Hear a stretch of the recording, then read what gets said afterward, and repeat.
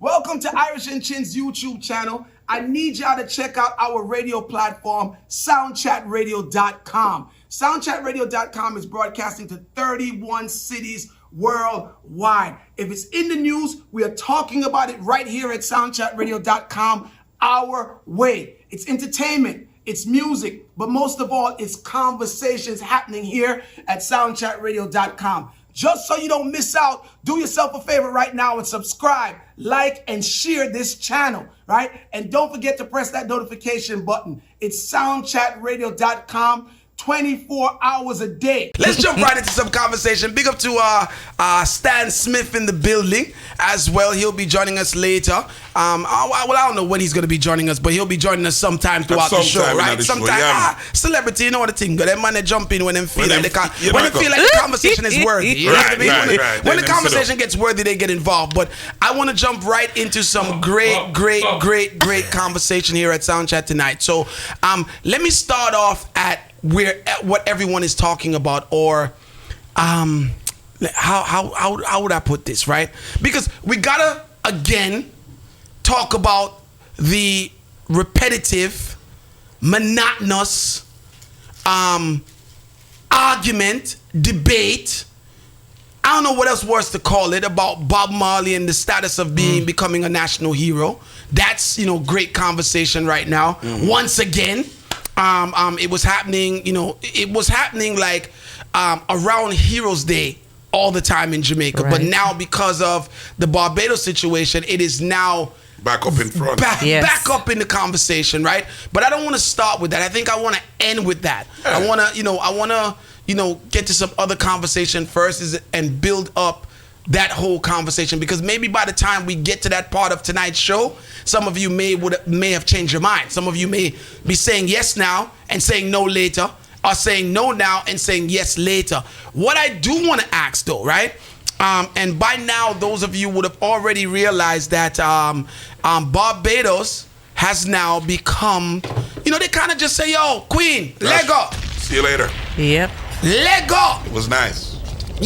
More time when somebody is at your house and it's time for them to go, and you walk them to the door and you say, see you soon. Mm-hmm. Yeah, I mean, but you don't have no intentions of them coming back, that kind of vibe.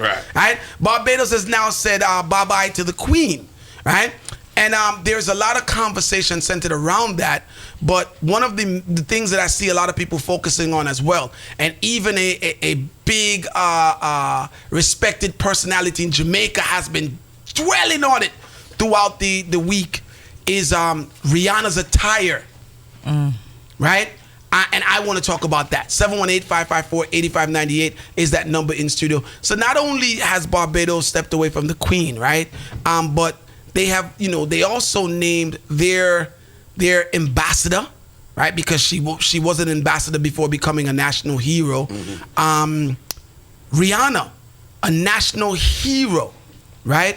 Now, one of the major conversations that, took place since then is the fact, well, of course, the first big conversation was whether she's worthy of the status or not worthy of the status. Right. So that was one of the first major debates, right? Throughout social media, locally in Barbados, internationally, because let's be honest, not everybody was in favor of it as Bajans, right? Some people was like, no. Other people was like, hell yeah, this is what it is, blah, blah, blah. Jamaicans also had a lot to say, amongst other Caribbean people as well, right? So that was the first debate. But one of the ongoing debates now that I am hearing and watching and seeing is the fact that she was not dressed properly to accept such a major award, achievement, right?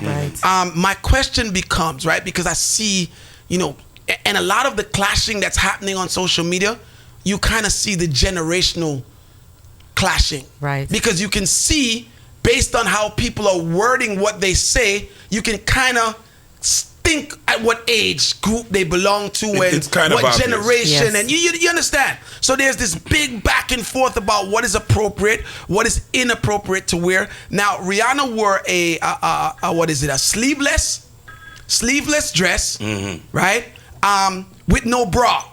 right? And that's what everybody's on about. The fact that she wore a sleeveless dress with no bra and her nipples were pointing out of the bra and people just thought it was, just not something to fit that situation, right? And there's arguments on both sides. My question becomes simply this, right? Did Rihanna do something wrong by wearing that attire, right? Or is the complaining just based on an old way of thinking? 718-554-8598 is that number in studio. Jump in.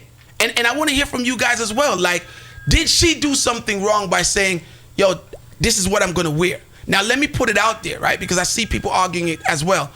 She possibly didn't know that she was going to get this big honor, right? And even if she did not know, she knew what kind of ceremony she was going to. Right. Right? So we could, either way, it would be, is the attire fit for that situation? Yes or no, right? Again, no sleeves, no bra, and nipples showing.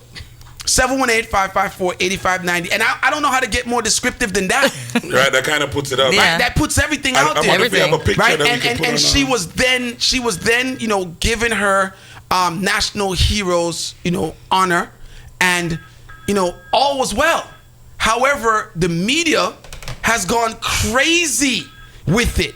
718-554-8598 is that number in studio.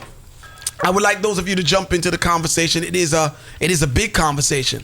Right. So Rihanna braless breasts were inappropriate, and that's the heading for this story. Wearing sleeveless is still not accepted as formal attire in the Caribbean region. In fact, many Jamaicans have experienced being blocked from government buildings, including schools and even hospitals, because of bare shoulders and arms. So Rihanna at Barbados' historic ceremony in a silk sleeveless dress and not wearing a brassiere has pissed off many conservative Caribbean folks, including Jamaican veteran broadcaster Faye Ellington. Now, the key word there, I believe, out of everything that you just said, is conservative. Yes. Right? Right? Because this is where the argument comes. Call it alive. Call it alive. That's what I have to say. Talk to me. Me consider myself an old man. See, I'm a 50. The days where them people they are worried about past and gone. You can't tell these young people what to dress. You understand? So you see nothing wrong with what Rihanna wore then? I got no wrong with the baby dress. She cover up. Her breast them a point out fine. She not show her breast them. You understand?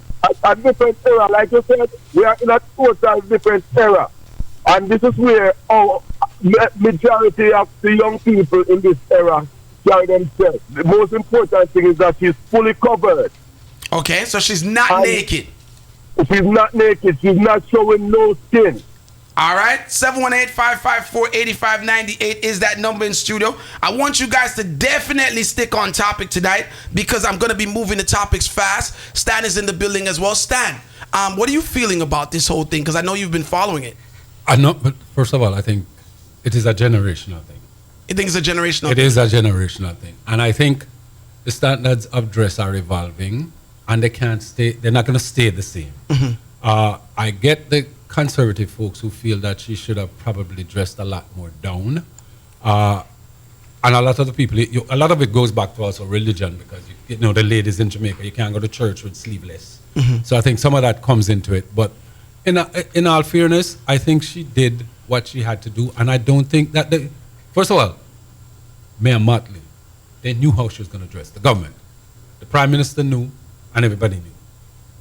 Nobody objected. And but how do you know? You know that for a fact that they knew how she was dressed? I would imagine so because I think there are protocols in which you when you go to official ceremonies, let me ask you this then, Stan. Right?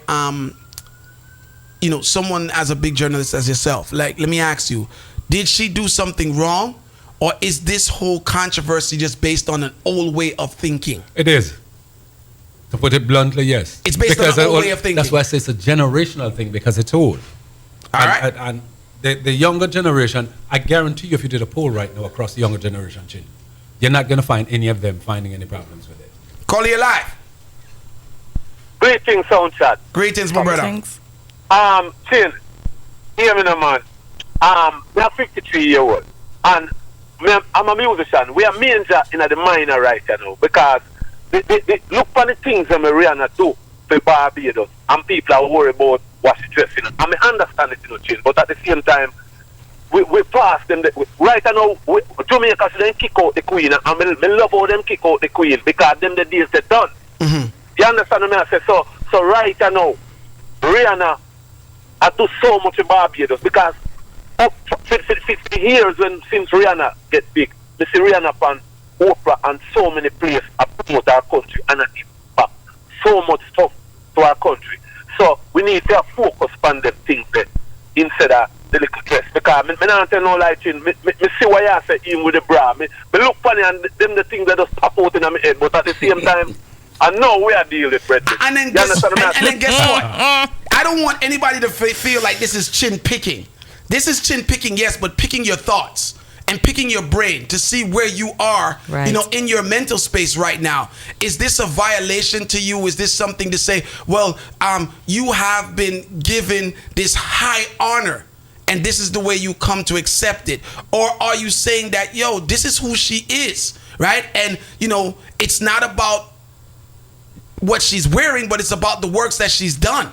718-554-8598 is that number in studio. When me tell you, so the phone line them up, burn up, Kawa, sound chat, turn up, call you live. Yes, hey, sound check, good evening to the crew. I just had to call in, I agree with the previous caller that said we're majoring on the minor stuff. This is ridiculous that we're allowing something like, her attire, her fashion to overshadow the important work and support that she is giving to her community. Mm-hmm. So many celebrities, opt to just, do their thing and be flashy and don't give back.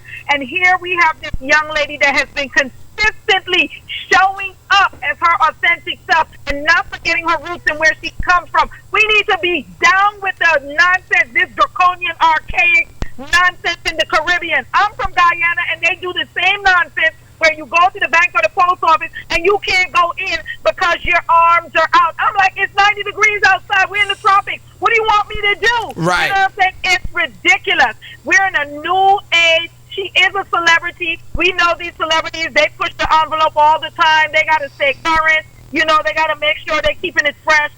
She's giving the fans what they love. And, for them to focus on that, I think it's a big misstep.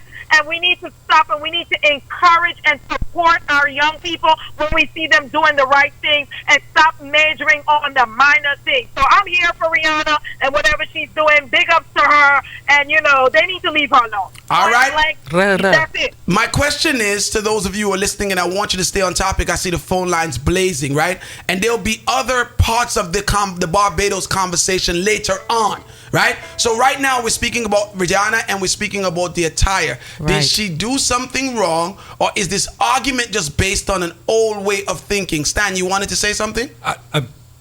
The fact that we're spending so much time on the clothes that she wears, why was she given the national honor? The work that she has done is lost in all of this. Look how much airtime is being spent. Look how much media time. I have been following it. We need to the caller is right, and the two callers are right. We're majoring in minor. It's style over substance. Mm-hmm. The substance of Rihanna is that the hospital wing. She puts back money into the country. She's a brand ambassador.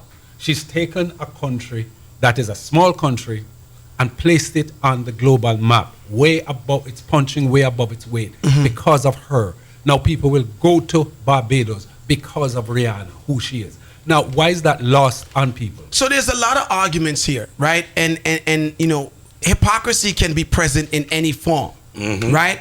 Because hypocrisy is, it's like ants and roaches. Them just find them where they need to be, right?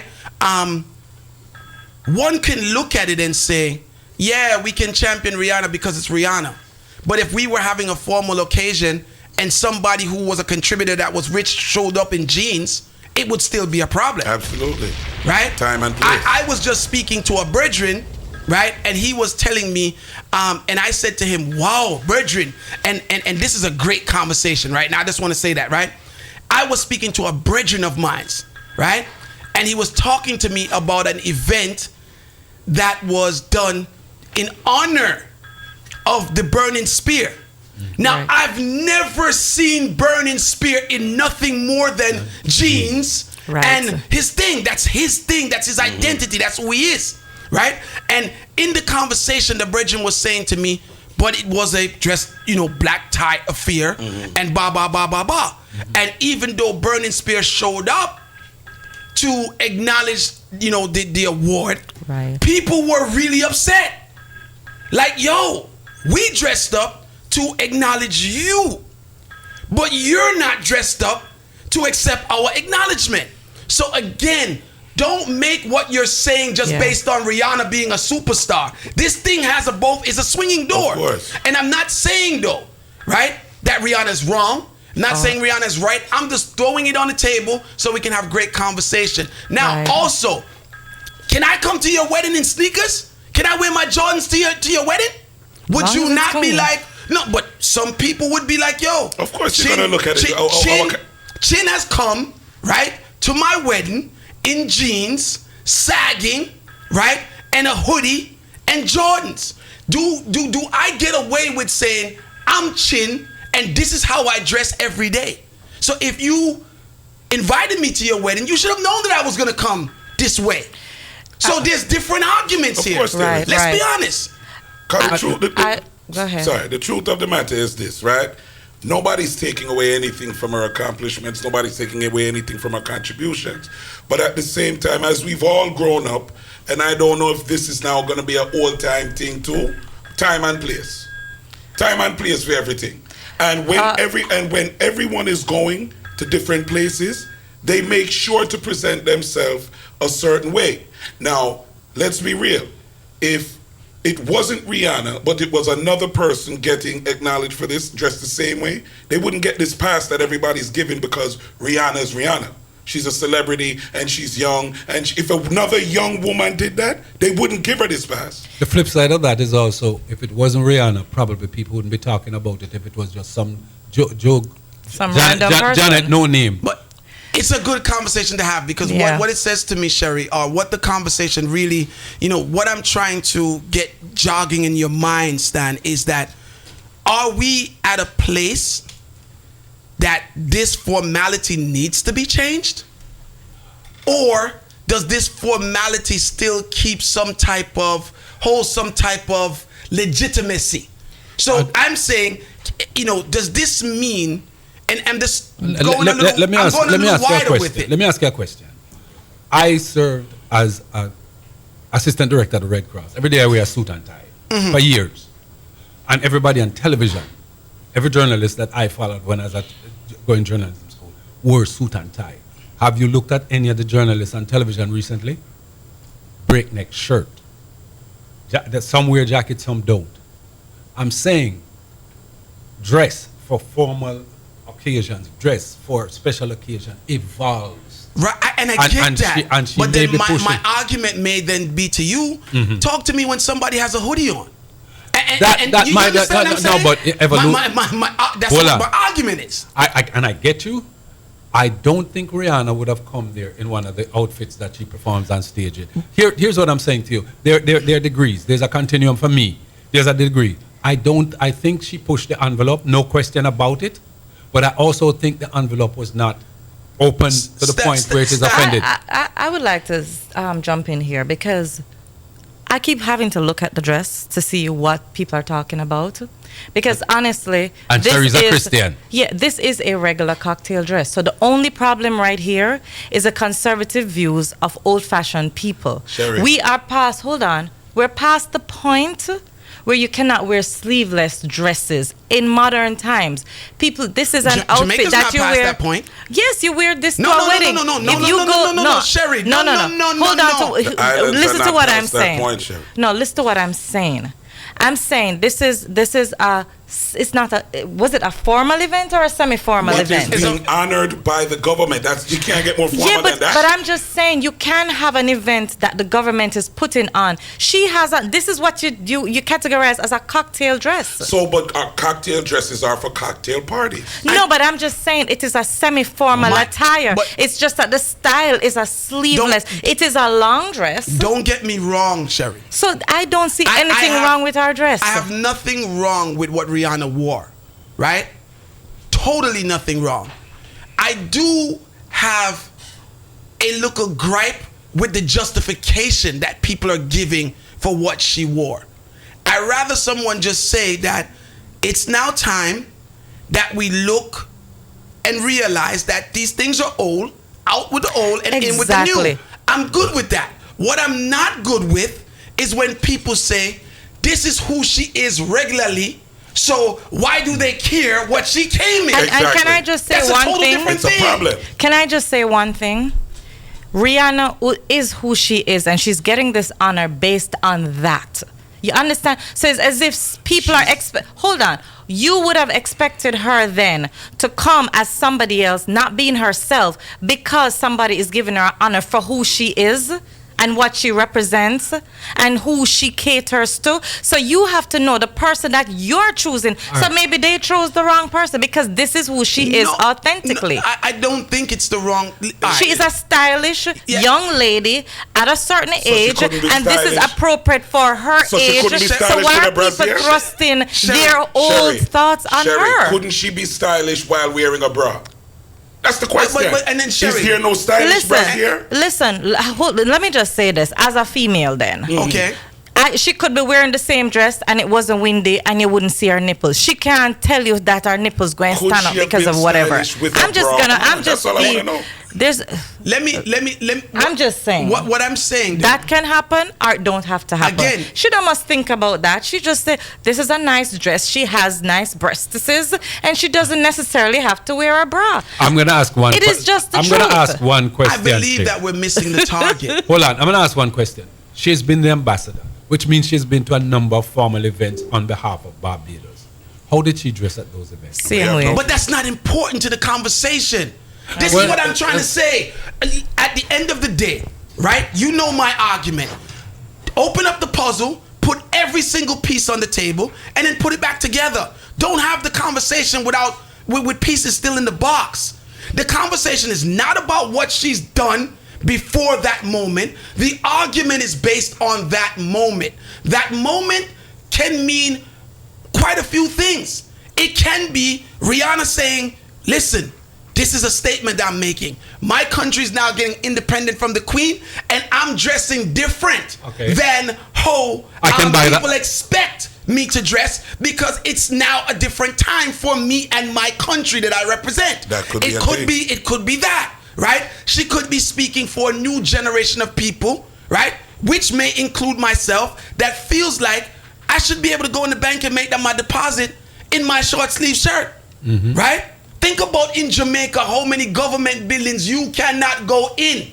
I don't know if you're aware of that, It's true. Sherry. That if you don't have on sleeves, you cannot enter to do any type of business. So this thing that everyone is talking about, this is not a Bajan thing.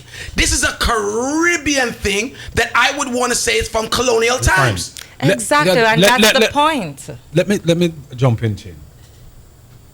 My final word on this is simply this. The time has come for us to move from the colonial mindset, which a lot of conservatives have, and move to a new day. I take your 2 points where you say she may have been making a statement inadvertently, whether she intentionally or not, she did. But it could be purpose. It really doesn't matter. The statement was made. That's the point. And I'm saying again, at some point we have to evolve and move. Yeah, we talk about her accomplishment, and I understand people feeling uncomfortable with it. Okay, my mom is a Christian. She may have looked at it, and I can have a conversation with her about it. But I'm saying to you, what has happened? I don't see the players that I'm concerned about in this is the government of Barbados I see no opposition complaining. I see no private sector complaining. I see none of regular Barbadians complaining. Just hear me a second. Just hear me out. But what you're saying don't make sense, Stan. In the sense of this, the government of Barbados cannot complain. That's something they can't complain about. There are people in the government who probably, if they felt strongly, the opposition. How can you crown, Stan? Like, let's be honest. How can you give somebody national heroship and the world is watching, and then now you come out and complain about that same person? You're not gonna do that. Even if you don't like it, you gotta shut up, Stan. Come on, no. That you can if you are an opposition. Me not say that, brother. Well, the opposition, yes. This is what because the opposition is the government. Opposition, okay. And there are private sector people. There are a bunch of cross section. I, as a journalist, I take the temperature of the people who put the event together and the people who benefit from it. And I'm saying I have not seen. The only pushback I saw, and it wasn't about her, it was about the change to the monarchy, came from the great Garfield Sobers. That's the only pushback I've seen coming out of Barbados. Well, we got to take a break and we'll be right back. Conversation's hot. Stan is in the place, and you know Stan is the man with all the information, so we're going to be arguing all night. Turn up your radios loud and we'll be right back. 718-554-8598. Now we can get back to the rumbling. Wait, say arms out can continue. I mean, there's no arms out in great conversation. Truth. Yes. Right? Conversation is conversation. Great conversation is great conversation. 718-554-8598 is that number in studio. Stan Smith is in the building. He loves to argue. I love to argue. Sherry loves to argue. Iron Voice definitely loves to argue. And the phone lines are wide open. Call you live. I'm not hearing your phone as good as I would like to. Hello, can you hear me? Yes, I can. Hear you now. Good evening. Okay, so good evening everyone. Good evening. Iron Voice. Yes, ma'am. Tonight, I agree with you. Now, in every ceremony there is throughout the world, no matter where in the world you are, there is a protocol. There's a dress for every ceremony. And this dress that Rihanna, I don't have a problem with her dress, right? What two callers called and said, yeah, the dress is nice, but yeah, our nipples and so on. But when you trying to make a point and use a but, something is wrong with the situation. Right. And that dress is nothing anti-colonial, that dress. If she wanted, or if we are thinking that she's moving away from the colonial dress code, she would probably be either be braless, topless, totally, the breast would be out, and or she'd wear African garb or something like that. But there is a protocol for every ceremony. And I know that I've not seen her in other occasions, and I'm sure that on other occasions she dresses accordingly. And I think that most people, they're just being hypocritical because it's Rihanna. If it was someone else, they would have said, "Want to see what she wear? Want to see what she wear? What? Blah blah blah blah blah." Yes, but it's because of Rihanna. And again, you see where the checks and balances comes in because of what she has done for her country. So much she has contributed. She can do anything. So sometimes we are hypocritical in our our criticism just because of the hypocrisy is part of it. It's present like roaches and ants. That's what I said at the beginning. Yes. Hypocrisy is always in there because we always have a standard, or sometimes a double standard for how we want to play it. Because Stan made a very interesting point, right? Big up to Stacey Mack because she's probably going to come run our FR mode too, right? But think about this, right? Stan made an interesting point. The dignitaries are not arguing. So the people in Barbados are not upset about how she represented them. So let me ask you a question. And again, I'm just trying to facilitate a good conversation. If Barbados not vexed, what we vexed for? All right. What we vexed for? Exactly. If Barbados is not vexed, what are we vexed for? Right? And also, right? Just like how Barbados has sparked the conversation of moving away from the Queen. Now they have also sparked the conversation of, is this colonial dressing and rules something that we want to take into the future? But we don't look at it that way because a lot of the people who are blabbing their mouth are somewhat contracted to this way of life. Right. This lady that you're talking about, that, you know, I'm not, no disrespect to her, I'm not familiar with her, but as Stan is saying, this is what she's done all her life. Right? Yes, she was in an era, and that is what the norm was. The norm has changed. And I just wanted to say this one thing. You know, nobody questioned that Rihanna has videos where she's half naked or naked when they were taking her money. So if she's comfortable coming to this event, as a matter of fact, that is conservative dressing for Rihanna. Nobody is even looking to say, oh, well, she had on a long dress, which is outside of the norm, so she must respect it. You understand what I'm saying? I'm going to call it, please hold. The minister just texted me a while ago. When he comes online at 10 o'clock for the interview, the Minister of Culture from Barbados, we're going to put this to him. What Barbadians are feeling. It's one of the questions I'm going to ask him. Because I think it is important that he understands that out in the space people are talking about it. But the question is, this is Barbados' thing. Mm-hmm. And where's the controversy emanating from? Jamaica. I mean, not only Jamaica. No, but I'm saying, it's all over. I don't want to pick on Jamaica. No, I'm saying Faye Ellington's story is dominate, and because of who she is, she has a preponderance of attention paid to what she says, and rightfully so, because of who she is and how she's conducted herself. I'm saying simply this: Rihanna, the whole thing was done in a way to move away from a particular set of mindset and principles and behaviors that we inherited. All right? And this might be one of those rebellious things that, unintentional as it may have been, it's still going to make the point. There's a lot of discussion here based on Rihanna and the whole moving away from the Queen and the national hero. There's so much. We've just touched not even the surface of it yet. Call your live. Shane, are you with me? Call your live. Shane, are you with me, Shane? Yeah, man, you're live. Shane, blessings as always. Philip, Blank Soul Restaurant. So I happened to just tune in a while ago. Give thanks, my brother. Big up. The show is out the park. The show is definitely to the move. If Great Wayne Stan is in the studio, I invite you to do the damn thing as always. Now, Sherry, I've loved you from you got on the program, but I got to disagree with you. Hear me out for a minute, guys. Okay. Rihanna. We love Rihanna. We love all she's accomplished, the things she's done for our country, all that wonderful things. National Hero Year, and again, I'm going to drop this in the conversation real quick. Bob Marley, National Hero for Jamaica. It's a no. What have he done for Jamaica to the level that she has? That's the conversation I know she's working on getting to. But hear me out. The appropriateness of the occasion for which Rihanna wore the dress she wore on Monday night was wrong. Mm-hmm. She should have dressed more conservative, dressed as someone of respect and dignity. That's too slutty-like. Her breasts were showing. It takes too much from the occasion. Get what I'm saying? That's all I got to say on the subject. She should have represented our country better as an ambassador, as a hero, that she should, and that rightfully she is. It's wrong. There's no way of sugarcoating it or putting it as well. It's a new era we're in. We're moving from the Queen's rule. None of that. All that is hogwash. Let's be real. Her dress, time and place is wrong, and that's the conversation right there. Enjoy. Let me hear what you guys have to say. I'm jumping off the mic. Hold on, Mr. Bronx Soul Food.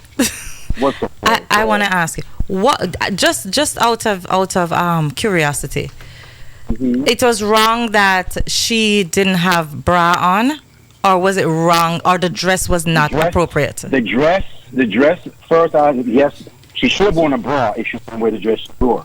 Now, I want to mention the dress. If she and her boyfriend was going out on the night of the town, 25th, yes. For the occasion, the dress was wrong, and also she should have worn a bra if she so chooses to wear the bra. Can I ask you something? Go ahead. Do you see how Rihanna dresses? All the time. I'm just saying, we have to be contextual. We can't just take something out of the box and say, because this is it, she's supposed to dress a certain way.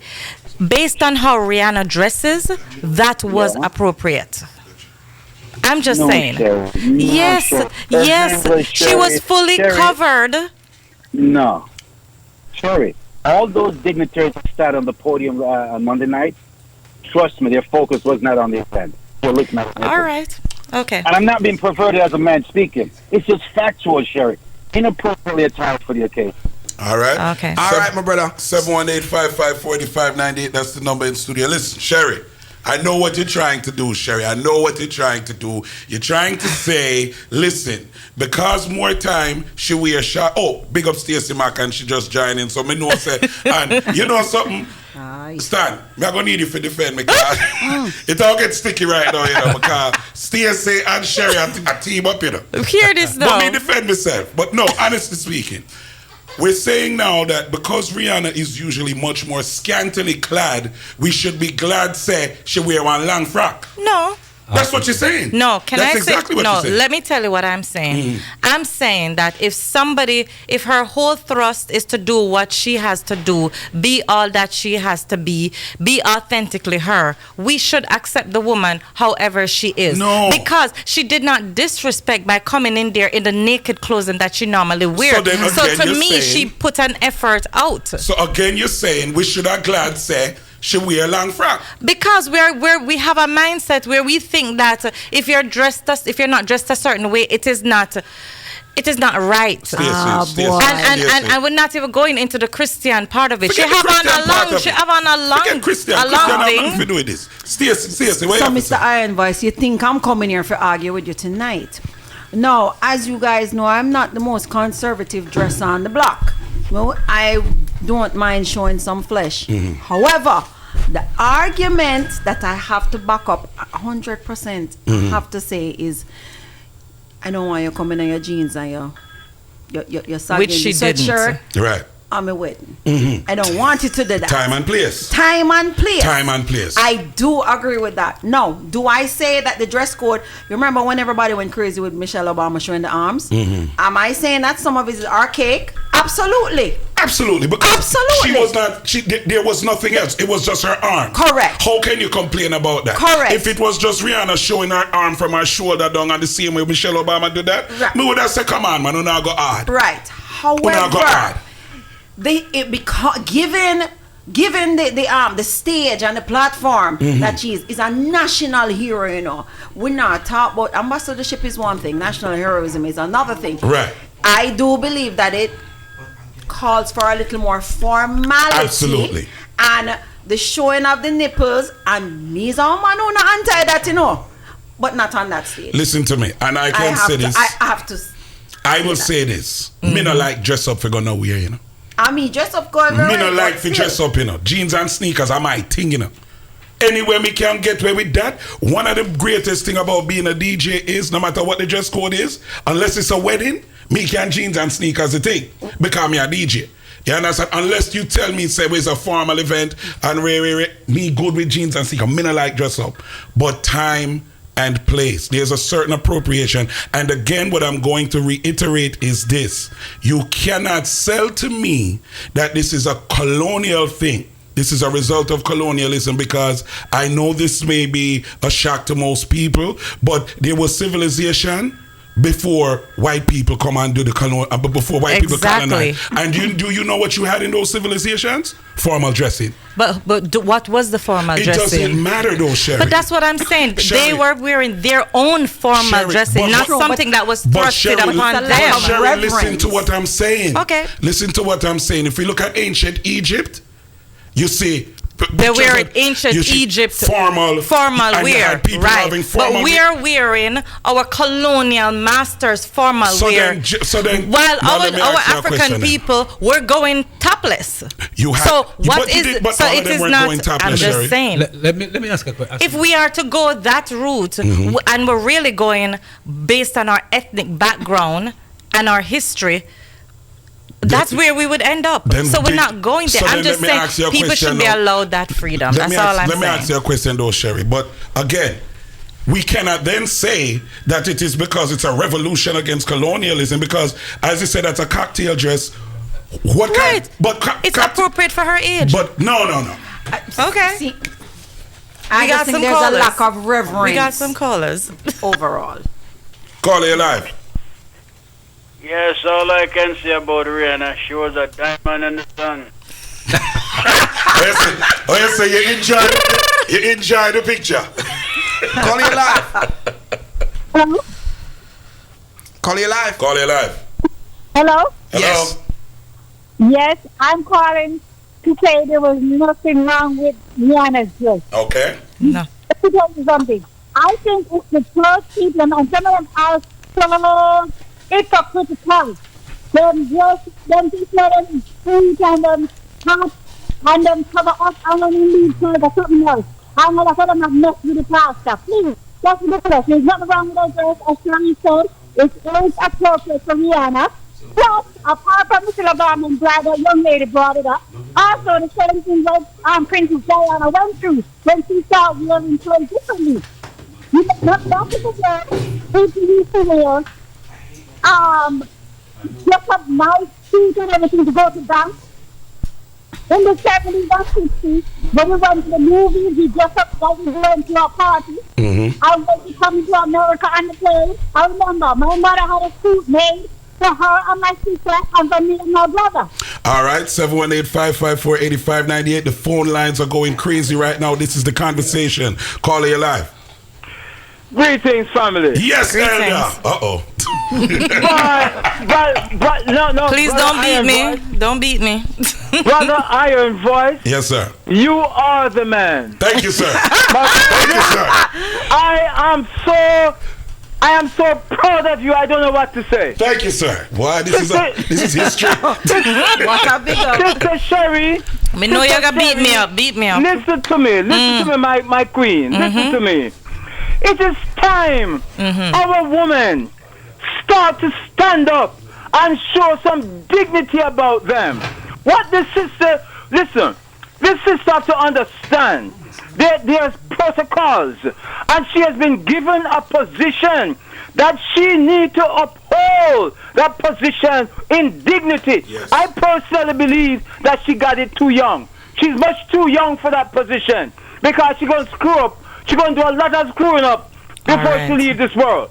So I believe that we have, if she was really want to do something, I would have loved to see her dressed into a nice African gown. Yes. And to show her pride in our race, because our Prime Minister has reached out to Africa. She's trying to make inroads to our family on the African continent, and she should have dressed in something African and dignified. We have to stop making excuses for our women when they're out there behaving in certain ways that is taking our people down to a lower level. We have to stop. We have to lift our race up, not take them down. And Brother Iron, again, listen, man, I commend you for the stand that you have taken. Don't let nobody shift you. I'll try to turn you around. Thank you very much, Elder. When Elder give me a compliment, me not cut it in. And again, I'm not going against Elder. Right, we know. Right? I know. No, I'm not going against Elder. But here's what I would say: Elder speaks for one generation of people. Agreed. We gotta understand this. Agreed. This is why people don't like to hear when I open my mouth because if we're going to talk and be righteous and we're going to talk about moving forward and what is right and what is wrong, you can't speak from one corner of the room. You have to speak. Elder speaks from one corner of the room. No disrespect. All right. So in his world, this is a total disrespect, right? Yeah, but think about it. Think about what Elder just did. And no disrespect to Elder. He spoke about her not being too young to get it because she's gonna screw up, right? He spoke about how she wasn't dressed properly and how he would like to see her dressed. Frankly, I would have liked to see her dressed in an African thing too. Yeah, I'm not arguing with Elder about that. But Elder did not even stop to commend her on what she has done. But hold on, shit. I understand what you're saying, but let's be fair. Remember, we're staying at halfway tree. But no. I'm saying we're staying at halfway tree, but it isn't halfway tree because if you are going to say that she's too young to get it, okay, yeah, right? Okay, you're bringing you're basically saying, you're basically saying that she don't deserve it. Argument. She don't deserve it. No, hold on 1 second, right? Who is me? Call her, please. Who am I? Stan, you, Sherry, right? Stacy. To say that she's not to get it when our country feels that the job that she did, deserves that merit. Chin, let me just piggyback. Call her, please hold. Chin's point. the country of Barbados is quite satisfied from everything that I've seen. So my question again is, why do people keep saying that she dressed inappropriately, she doesn't deserve it, she's too young? Like I say, I'm not even going to say no disrespect to anybody. This is a disagreement among adults, and I am disagreeing simply for this reason. I remember when I started studying history, and when white people went to Africa, every naked person that they saw were called savages, and they were uncivilized. Call it life. So therefore, be careful how we look at the body of human beings and then make a judgment, because I'm going to tell you, when I saw her, I did not see the breast. I saw a young lady moving through and standing for what, because of what she's done. All right. Let me go to the phone lines. Call it live. Good night to everyone. Good night. Well, you know, long may I try to get show. Listen, there's a time and place for everything. Back in the days when a woman that sleep with more than one man, them used to call her a whore. Now, at different time, we are living a Sherry. Hi. A lot of women out there, some of them feel jealous, but a lot of them have Rihanna'S breast can't show it. Some of them just yeah, where him gone with it now. And another thing is, the prime minister and the politician them, the whole of them are look on and I say, who are Rihanna'S? So you go on and whole in my cabin right now. Seriously? 718-554-8598. That's the number. Listen. We have to get to some of the calls, because you don't know the man, get in some calls. Because the phone line is normal. Call are you live? Yes. Yes. About that, I had to call back. You know, everybody's calling in and giving their views, and that's fine. But this is what I want to say. All right. Everybody that's talking about time and place, the only reason we think like that is because we've all been conditioned in the same colonial system. Absolutely. Okay? I disagree completely. Thank you. I disagree completely. I'm not saying. Yes, and I agree. There is time and place. But let's put it in the context like my sister Sherry said. I'll back you up, Sherry. Okay? The only reason we are using the measure we're using is because we got it from the colonial system. Absolutely not. I want you to go and research. Libal is African, okay? It's a West African dance company. When they were invited, I think it was 1973, to come to the UN, they showed up and the women danced bare breast in front of the whole of the delegates, okay? And nobody thought it was inappropriate because that's who they were authentically, and it was not inappropriate, even though they were in so-called, this high political global forum. They showed up as their authentic self, and they were fine with it, representing their culture and their country. So before we start putting this sister down and giving her the business, okay, we need to examine where are we getting these philosophies from to begin with. We need to set our own standards and define what is appropriate for us and what is not, and stop letting everything we do be filtered through some, white supremacist colonial bull crap. Thank you. 718-554-8598. The phone line is going crazy. Call it live. We're trying to get as many calls as possible. Yeah, man. My point is that she could have dressed more appropriate for that occasion, because it's a national hero thing, you know what I mean? She could have dressed more appropriate, because even in the scripture, the Bible tells us that there's a time and place for everything, All right. But that occasion, she could have dressed more appropriate for that. But, thank you. Stick a quick pin, right? And again, I'm not for or against. Right. None of us are. I just want to make sure that we're not arguing from one corner of the room. Right? So we realize that the same governance that says that she didn't dress properly is actually the same governance that doesn't let us go into government buildings in the Caribbean with the sleeveless. So I just wanna point that out, right? My thing is, why are we equating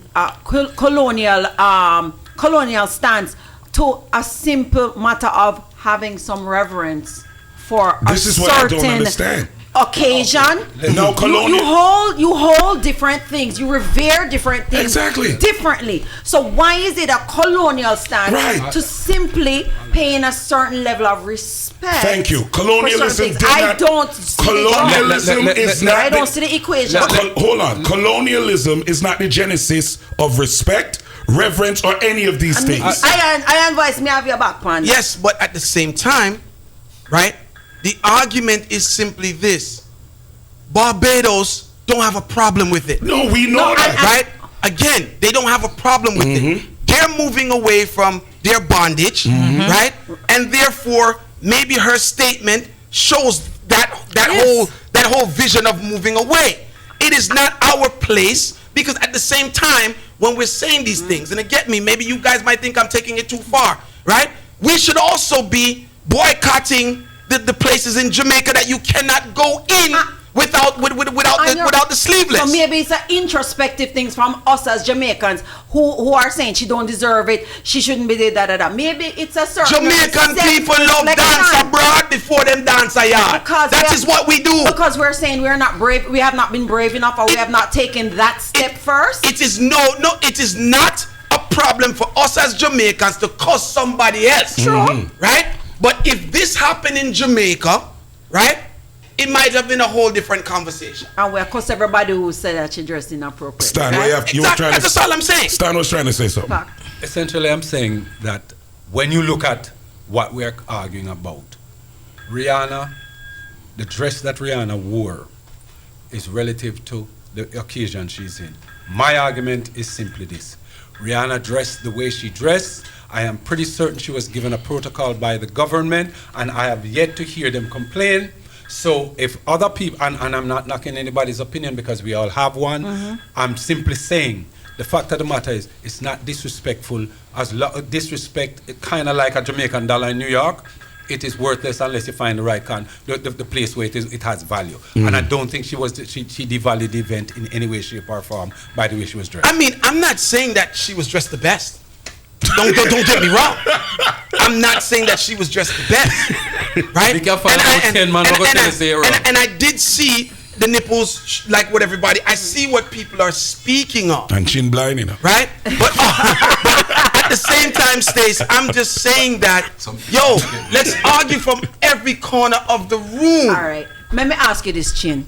We are here having this conversation. Are we giving light to what no light should shine upon by even having this conversation? No, this conversation needs to be had. And the reason why I believe that it needs to be had, because it further allows you to understand that some of us who want to be at the forefront of black upliftment, black change, black renaissance, is still living 25 years before us. True, but why? And their philosophies are any criticism or constructive criticism, and I'm not saying that's what that is, this criticism of our dressing is, but why is it translated into why you not bring her down, you talk bad about the queen, you talk bad about... Oh no, I don't look at it like that. But a lot of people do. I am more looking at it that, listen, Barbados finds are worthy, right? Based on the contributions. We spoke about this on Monday. People called in and said Rihanna did nothing, right? But here it is that she's done a lot. So a lot of us who are debating her input, right? Yeah, those of us who are debating the things that she's done in her country, some of us don't even have a real understanding of what she has done, her impact, her contribution. That's what I'm saying. I hope this is not diminishing. No, we cannot in any way try and say we're taking away anything from the contribution she's made. This should start the campaign of we should be able to go into government buildings now with sleeveless shirts. So Chin wants to go into Devon House with a sleeveless shirt. I'm basically just saying that certain things are outdated. Certain ways of thinking is outdated. I am not saying that I champion what she wore, but I am saying she could have wore something more sophisticated that still was sleeveless. Right? Yeah, it still would have been a problem. It was a problem for Obama's wife. Remember when it was a huge thing. It was a huge problem. Yes. The problem is not only how the lady was dressed, right? But it's also this concept of sleeveless. It is totally disrespectful to go sleeveless. Right. So forget about her breast showing and that's where I know the stuff. No, the breast. Forget about all of that. Okay, exactly. Right, but it's a little bit more than that. Because if she was worn something a little bit more, whatever, and it was sleeveless, that would have been an issue. Because we saw it with Michelle Obama. It is the stroke of rebellion. It is a voice to do something like that, rebellious against what is the status quo. Right? So I'm okay, because I am not a fashion man. So I just need to understand this thing, especially from the ladies. Sleeveless for women is a fashion statement. Yes. It's fashion now. It was I mean, but it's fashion now. Right, I know it's fashion now. rebellious thing to do. If you watch a lot of the stuff that's going on in the Caribbean right now, Right. big man thing, right? And I don't know if Sherry and Stacey would agree with me, but braless is in. A long time. It's the fashion now. Long time. It is. For a lot of our Caribbean Long time. and even what would you call it? Fashion. Yeah, man, Braless is in. Long time. Now, It is. should she have? Does that give her excuse not to wear a bra? I'm not saying that. What I'm She could have taken it off and then, you know. what I am saying That though, would be cool. you understand what I'm saying, Stan? What I'm saying is that these conversations or situations should give us the ambition to explore a greater conversation. Right, exactly. Why do we feel that that Rihanna did the wrong thing? Because we were taught to feel that Rihanna did the wrong thing. Now, cool, let's get it. Now, let's look at other things that fall under the same umbrella of the teachings of what Rihanna did, and let's examine them to see if they're outdated. That's where my argument is. We got a lot of this going on in Jamaica, you know. So, the lady will run off her mouth, right? Miss Ellington, the big Miss lady. Ellington, no disrespect to No, Miss big lady, Ellington, a big lady. right? The lady who made her statement. The lady who made her statement. Yes, Let me yes, rephrase yes, that. yes, The lady yes, who made yes. her statement, Yeah. right? She's probably still cool with having to put on full attire to go into the bank. All right. Can I come from over that corner? Yes, over there, come to the sir? next corner. Okay. All right, I'm over that corner. Rihanna guys. corner. Listen, no, I'm in one corner by myself right now. Here's what I'm talking about. I think what we need to understand with this whole freedom of thought, concept, and expression is that think about how rich people dress, no matter what. Think of how a Bill Gates dress. Think of these guys. They're always having t-shirt and jeans. What we need to move away from is the fact that we are disrespecting other people because they feel uncomfortable about us being ourselves and being comfortable with us. So then let me ask you a She question. has done all of these Hold on things. now. She shouldn't have to now make people feel comfortable by wearing what them want her to wear. All right, me in the corner You know, then. I can't feel your corner. You know what? And quite frankly, before you go to the phone lines, I'm gonna be honest with you, and I think I said it earlier. I'm against that stuff. I want to be able to put on a suit when I feel like all it. of us are You know what I rebels. mean? So, and I would love. That's not the world that we live in, but as Sherry said, the rich people do it. And it's accepted. Yeah, but rich people also dress up when they're going to certain occasions but as well. Some people And just it's- do whatever they want. No, I'm just Sherry, saying, no, somebody's Sherry. dictating Sherry, what you should do. Sherry, She's comfortable, Sherry, obviously. So we don't have Your no exam- lines that That's what I'm inappropriate. saying, There's Sherry. no lines for inappropriate. Your But example- they're saying to be comfortable and wear whatever you want to wear. If me want to I'm wear a not battery saying and that. I want to go. So where are the lines of where do the There lines? are Where All are right, the I'm lines just gonna say fall? one more There is- thing about this, if you'd allow me, please. What she wore was not inappropriate. It was a cocktail dress to But a she wasn't at a semi-formal cocktail party. But what she I'm didn't go saying, far. That is an appropriate dress. But you guys are saying like is an appropriate the way we're dress. making it sound is like she wore something that revealed a lot Yes. of skin and She- so Like she- forth. like So ovary. when Stacey's saying the body rider, of course that would not be acceptable. Why? Batty rider would be acceptable. Why wouldn't it? Why would it? Why wouldn't it? No. Wait. I can't answer the negative. Because guess what? No, well, I understand. New day, new time. Everybody wants But to be even their in New authentic Day, self. people are wearing stuff. It's just that the styles It's your have changed. It's a authentic formal self. dress, but the It's you style being has changed. authentic. So style But that's is what I'm changing. saying. Yeah, but you- so why Batty Rider can't So wear she it? has you're worn pushing- an age-appropriate dress for Batty her Rider's age age. and the time. Rihanna's 33. Get 33-year-old and Yeah, wear but Batty Rider. you see, you're trying to Let me say this to you. you're trying to push the water up. No, here. I'm not. I get said it. to you, I said to you earlier, there's a continuum, and it doesn't have to go to the extreme. A battery rider would be the extreme. Why? And let me tell you why. Because Nobody wears a body rider except when them go into a dance or them go play. That's not true. No, but have you ever gone to a wedding and seen anybody in a body rider? Have you ever gone to church and seen people in body rider? Unfortunately. No, and I'm saying to you. I'm just telling you, I've seen it in both places. No, I'm saying to you, it does not have to be the extreme. And she was not extreme in the way she was dressed. Some people are uncomfortable with it. Fine. So based on today, right now, 2021, Batty Rider is still extreme. It is extreme for the conversation that we're having. Yes. For now. Okay. But what she did is not extreme. But listen, remember, the conversation it's gets not arms we're talking about. The conversation is the breast them. The conversation gets sweeter because we're going to speak. speak. No, we're talking about the nipples them. That's what you're talking about. The conversation gets sweeter because we're going to speak to one of the ministers of Barbados. Yes. Right? In the next hour, right? And Stan is going to have a nice extensive conversation with him. Definitely. Stan, please make sure that you bring up some of these concerns. Find out what they are feeling about certain things. People keep it locked to Sound Chat Radio. In the background, of course, John King from A Woman. Ladies and gentlemen, good night, good night, good night. We've had some heated conversations before that was going on, and the chat room was ablaze. And we'd like to welcome the Minister responsible for Culture and National Development Commission in Barbados, John King, by the way, who you just heard singing.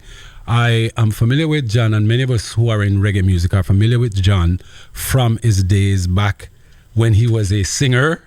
I'm looking at John King Yard Style, the album, and you will be hearing a few tracks off of that. But John, we're here to talk about the historic event that took place in Barbados this past Monday. It's the talk of the Caribbean. It is precedent setting, and it is different from what one would have expected from Barbados. I want you to start off by, first of all, telling us why Barbados chose and Prime Minister Motley chose to go that route. Because there are a number of Caribbean islands who are still tied to the crown, including the one that I'm from, Jamaica.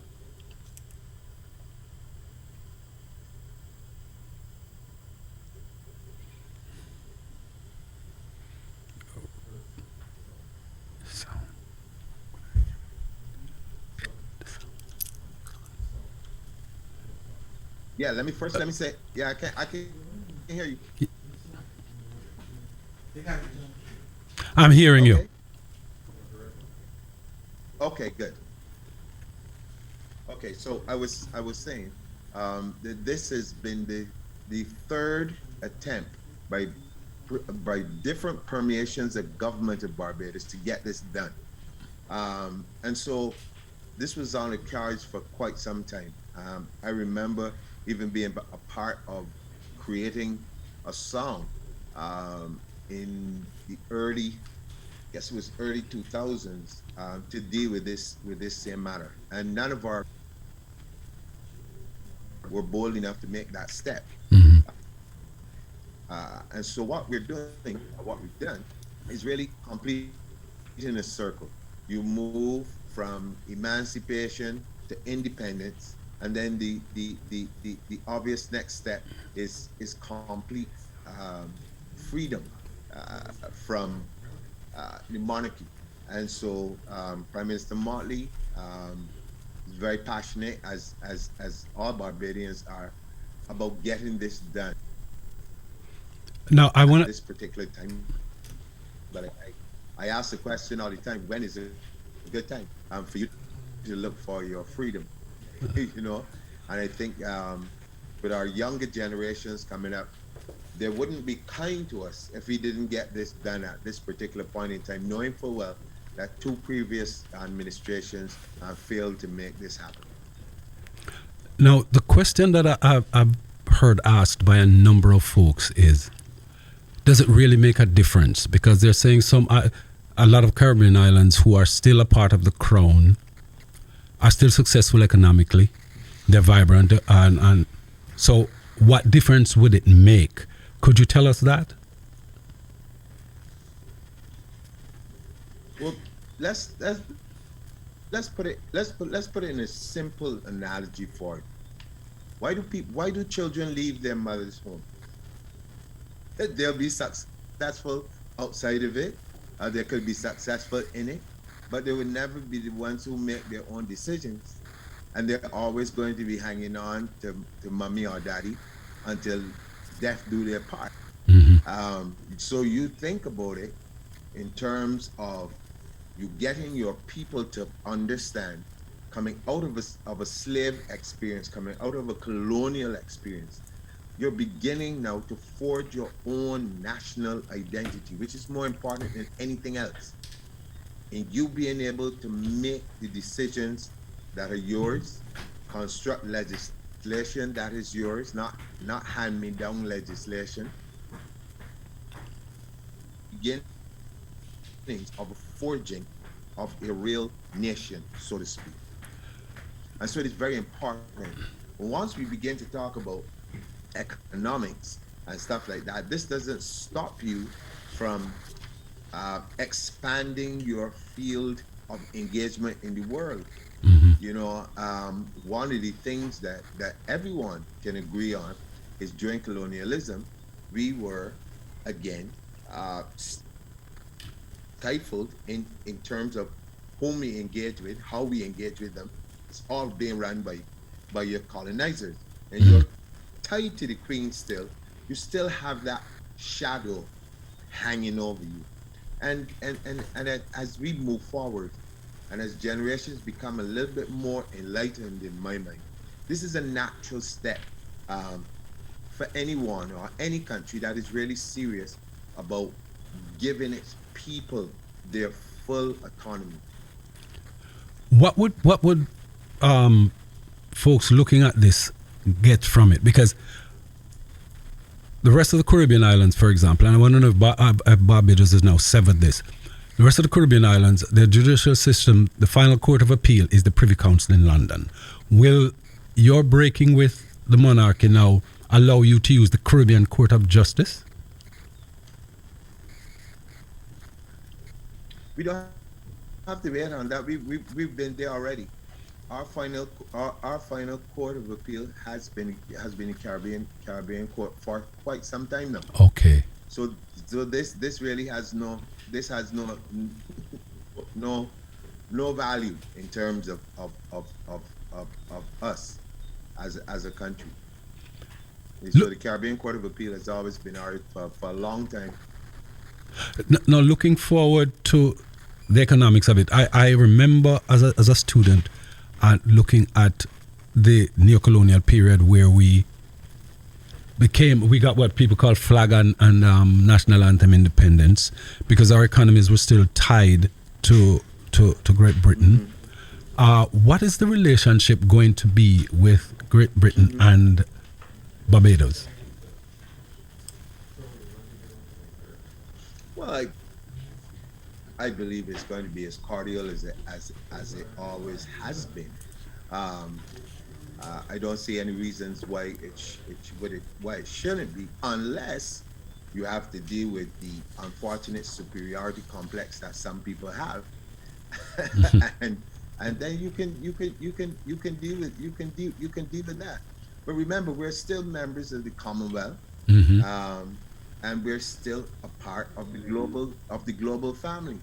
And I think that if we're serious about changing or at least bringing a bit more equality to power structures within the world, then it is important that rather than Caribbean islands in particular continuing to think that their lives and livelihoods depend on Britain or France or Holland or any of the places that we were colonies of.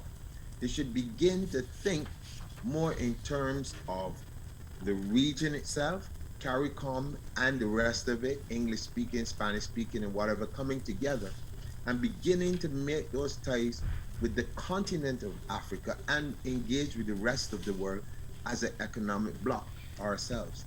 And I think that once our leadership can begin to see the wisdom in these things and the capacity for us to engage the world in a complete different way, I think this is a people will begin to understand why we need to take these steps at this particular point in time in particular. I hear, if I'm hearing you correctly, you're saying there's sort of a refocus of Barbados in particular. I don't know if CARICOM will follow suit, but Barbados in terms of looking towards the Africa and the rest of the third world to strengthen ties, economic and otherwise. Am I hearing you correctly? You're hearing me correctly, and it really is, and it goes even beyond Africa. It goes beyond us being recognizing that we are global citizens. We may be small, but we are a part of the global community, and we have to be able to engage and be, as Arobaro said once, friends of all, satellites of none. And I think that is the basis upon which all the things that we do now really rest. Now, this move has not been without its critics, and the foremost that I came across in my research was a gentleman who was a hero of mine and is probably, to my generation, the first brand ambassador of Barbados, and that would be Sir Garfield Sobers, who called it a tragic event, and he was, I guess he's sad. What do you say to people like that to understand what would your response be to that? Well, I think the first thing I would have to find out is the credibility of the court, and in which, and if it was out of context, because I wasn't there, and so I can't make a informed comment on what was reported in the newspapers, because I've been around long enough to know that newspapers are oftentimes very sensational and can twist words to make a story what they want it to be. So I would just simply say that for the generation of people who will somehow still feel that this is tragic, or that we've done something wrong, I can understand, because they would have been brought up in a time when they were British citizens, and they felt that this is where they belong. Okay. So I wouldn't read too much into that at all, to be quite honest with you. But like I said, there comes a time in everyone's journey where you have to be able to put aside all of the sentimentality. You have to be able to put aside all of the fear, and begin to understand that there are generations coming behind us to whom we owe it to get these sort of decisions made, and to also improve their lives and put them in a position where they themselves have the confidence to stand on the world stage with their counterparts, make decisions that are in their best interest, learn and do things that empower the region and the rest of the world, and be proud of it, and be proud of that. Now, this move was a move to distance and decouple the descendants of ex-slaves from their slave masters. The question, the 800-pound elephant in the room, is reparations. Jamaica, as I've seen here, has filed a lawsuit for $10 billion in reparation to Great Britain over the slave trade. I wanted to know, and your deepening ties with Africa. So I'm assuming that the identity piece in terms of African people coming out and as descendants of ex-slaves, that figures that is Barbados going to be a part of that movement for reparations? We already are. We already are. There is the CARICOM reparations unit, committee, whatever you choose to call it. We are part of that.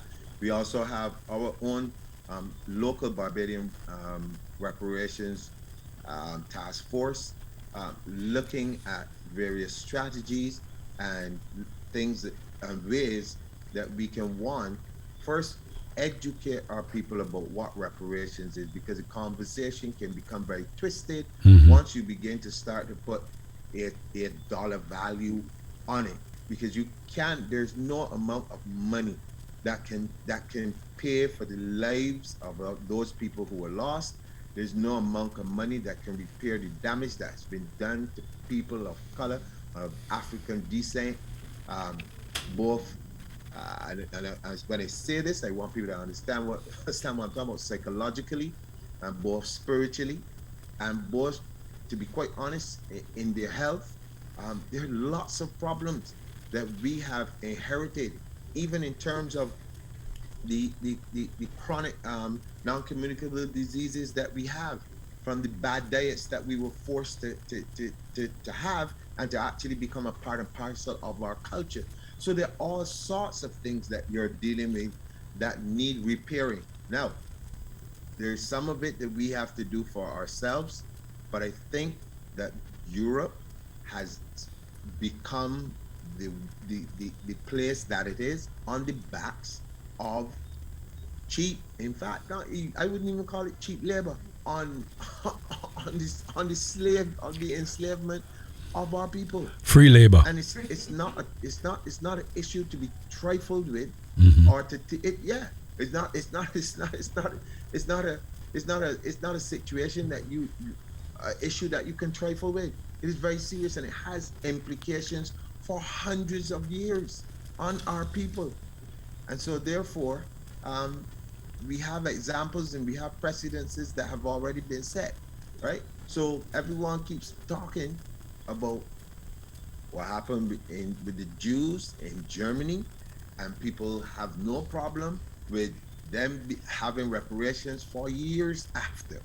In North America, where you guys are, I am sure that reparations have been paid to Native American Indians at some point in time.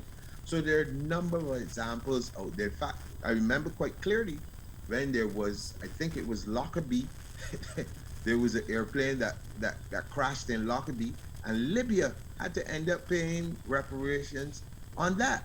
Now, let's put all of these things together and think about 400 to 500 years of enslavement as opposed to one airplane coming down out of the sky.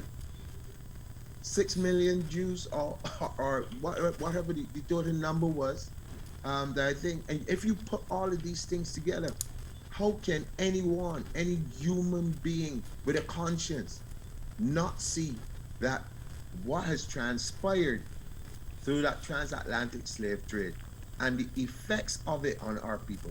In fact, I dare say that even up until today, the reason why you have or have had the problem, and you might know about this well, the Windrush generation, and the problem is based on the fact that people place very little value on us based on the color of our skin and on the historical enslavement of our people.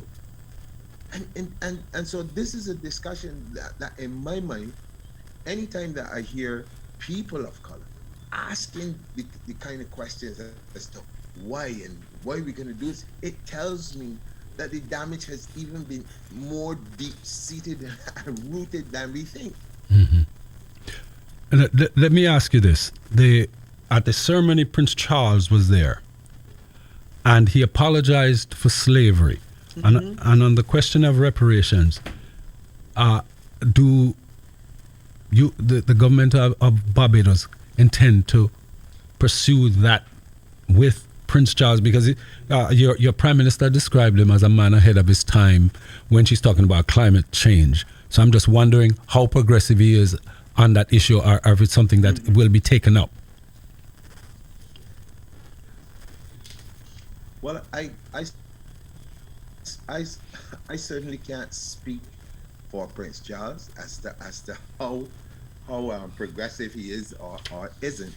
But what I can tell you is that as long as I'm responsible for culture, and we will be going after reparations with the CARICOM body, yes, definitely, most definitely.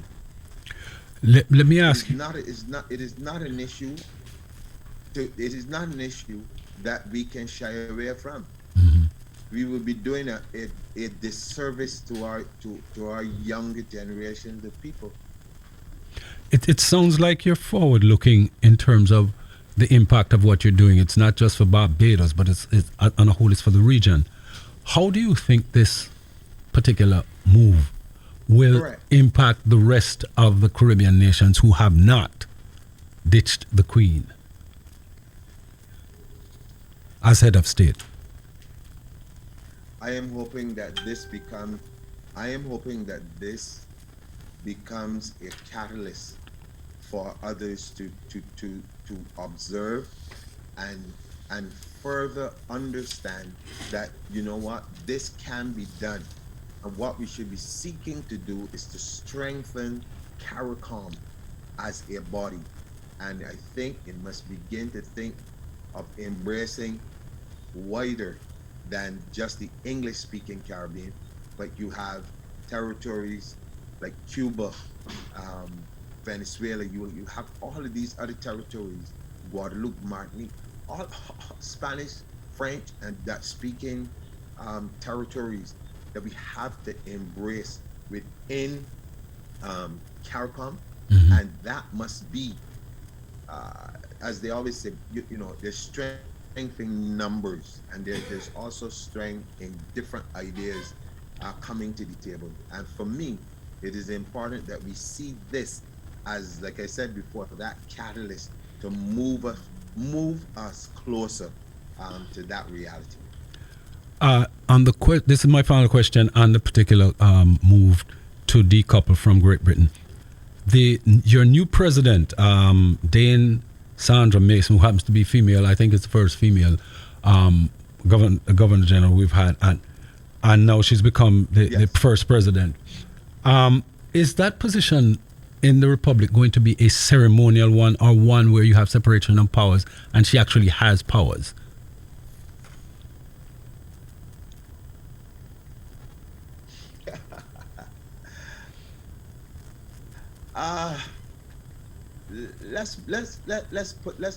You will always continue to have the separation of powers, and there are some things that will, how do I say this, that will reside in with her, but not absolute, because again, what you're seeking to do is to ensure that the judiciary, parliament, and the president themselves, along with labor, when certain decisions are to be made, that all of these partners are part of that decision making.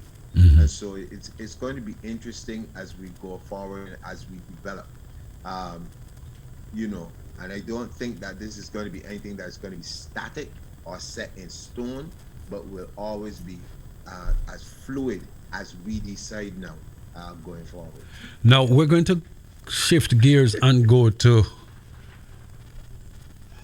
the National Award for National Hero to Rihanna. This has been generated some amount of controversy. Right.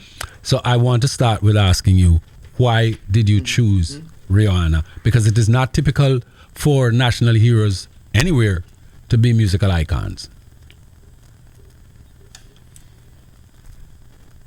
Yep.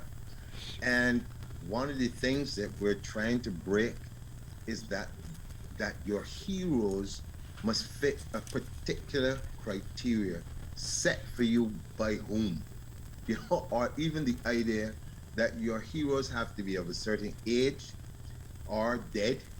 I mean, think about it. How ridiculous is it that you have people among you who are excelling against all the odds, who are, and it's not about economic excellence, but they're excelling in a chosen field beyond your wildest imagination, beyond anything that's ever happened before. You have all of these young people looking up to this person, and you're going to say that, oh, we can only then make them a hero after they're old and retired, or that they're dead. What is the inspiration in that for the generation that is growing up with them or slightly behind them? And I think this is a mindset that we have to break. And when you hear me talk about some of the remnants and legacies of colonialism and slavery, These are the things that you have to fight, but you can't fight them by just talking. You have to set examples so people can see. And yes, it's going to be controversial, and because it's change, and like I said, it's revolutionary in its approach, but it is also necessary to break those shackles. Bob said it right. Marcus Garvey said it right. Emancipate yourself from mental slavery. This is part and parcel of that. I think I hear you saying that we need to have evolving criteria, because as I look at the question, all national heroes, for example, in my country, Jamaica, they're time sensitive. A lot of people don't look at it this way. Paul Bogle and his group fought to end slavery. The other national heroes that we have, Michael Norman Manley and the rest of them, sought to put a state in place, which means it was a different time period, each representing a time period. So I think the evolving thing, I think you're onto something with that. But let me say something here too. I'm quoting a friend of mine. She's a branding specialist. She's a professor at I think is George William University. Her name is Dr. Hume Johnson. She said those are heroes who fought to free us from bondage and slavery and colonialism. They are heroes of the modern era who help us to situate ourselves as small Caribbean nations in the greater global arena, giving them access to spaces that were previously closed to them. So when we talk about that, we talk about the brand. Am I correct? Would you agree with that assessment? You're absolutely correct. You're absolutely correct. Just stop to think about it for a minute. A young lady, 33 years old, coming out of the Caribbean, coming out of abject poverty like most of us, taking on the world with a statement that she made when she was probably around 18. I am going to build my empire. And actually achieving it against all the odds. What more of a hero could you want for younger people and for those of us who felt that it was impossible? She has broken every mindset that said that we can only achieve this much and no further. Now, how many children or how many young people or how many other entrepreneurs who are going to say to themselves, well, if this young lady can do it, what is it that stops me from pushing and getting to heights, probably surpassing what she's done, and being able to contribute to my country and to my region in a way that people can even think about putting my name up for honor. Yeah. You know what I'm saying? So what like I said before, what you're really doing is changing mindsets, and that is a hard task.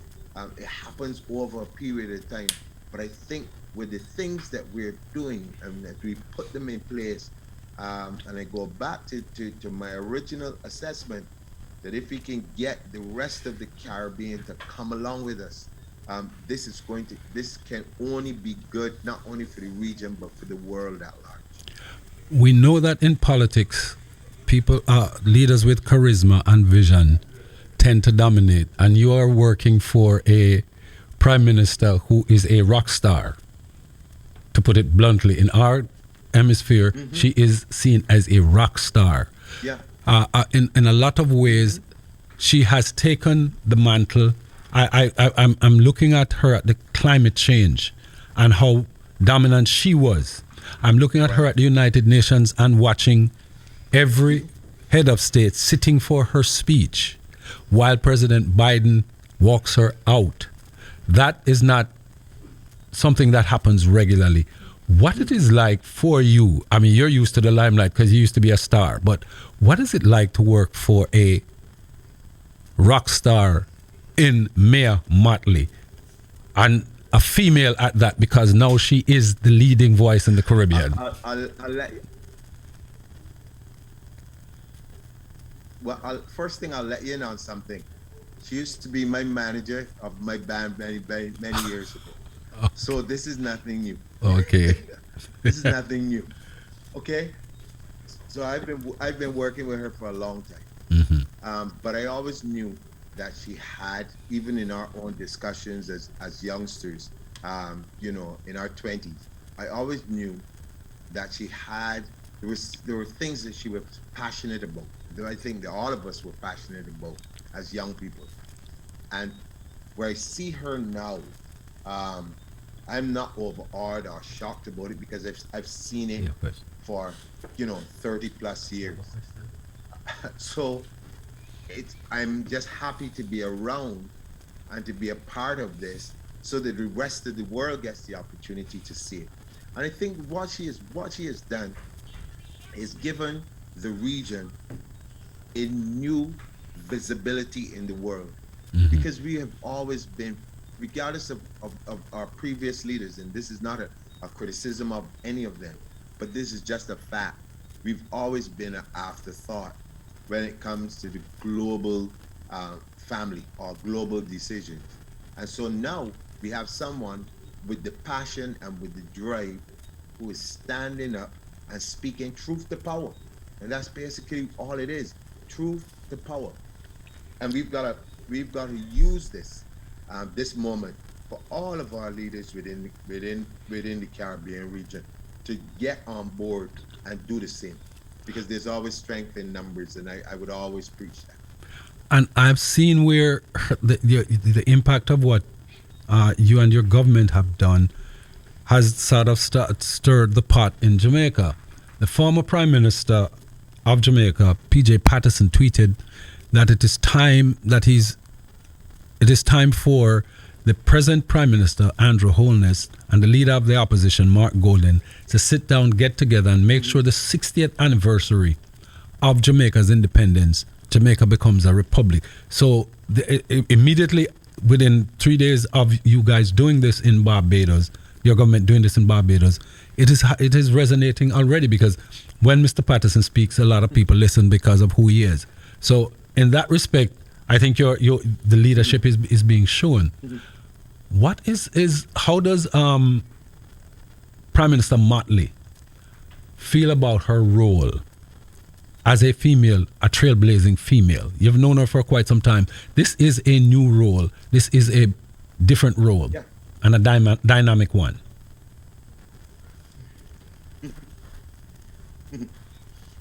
I think she's very conscious of the weight that is going to be on her shoulders now, to actually produce. It's one thing to have the lights shining on you, and we have great speeches and you have the attention of it, but then there's the expectation of the people afterwards that all of these things lead to something tangible that they can feel, that they can touch, that they can experience in their lives. And I think the issue of climate change and the issue of the economic inequalities in the world, her being as passionate and as precise in terms of bringing facts to the table, is going to be, in my mind, a game changer or transformative for Barbados and the rest of the region, and also small island developing states across the world. And it's a huge mandate, but it is one that she is entirely up to. I mean, I will support her 1,000% and more in these types of issues, because I know her passion, I know her love for people, I know her love for Barbados, I know her love for the region. And so when she speaks, although she's from Barbados, trust me when I tell you that her words and her passion are for a wider thing. It starts with the Caribbean, and then it stretches right out for humanity as a whole. And I think once you grasp that and you become a part of that, then you create that movement, as you said, you get others will follow you. And I think this is a good step that you mentioned with Jamaica, with Mr. Patterson coming out and saying, look, we have to do this, because I think in the past, and I have been one of the hardest critics of us not being able to get the federation started out back in the 50s. I still believe that, you know, people don't like to talk about it because it seems as if we would have failed. But we had that idea and that concept long before Europe had the EU.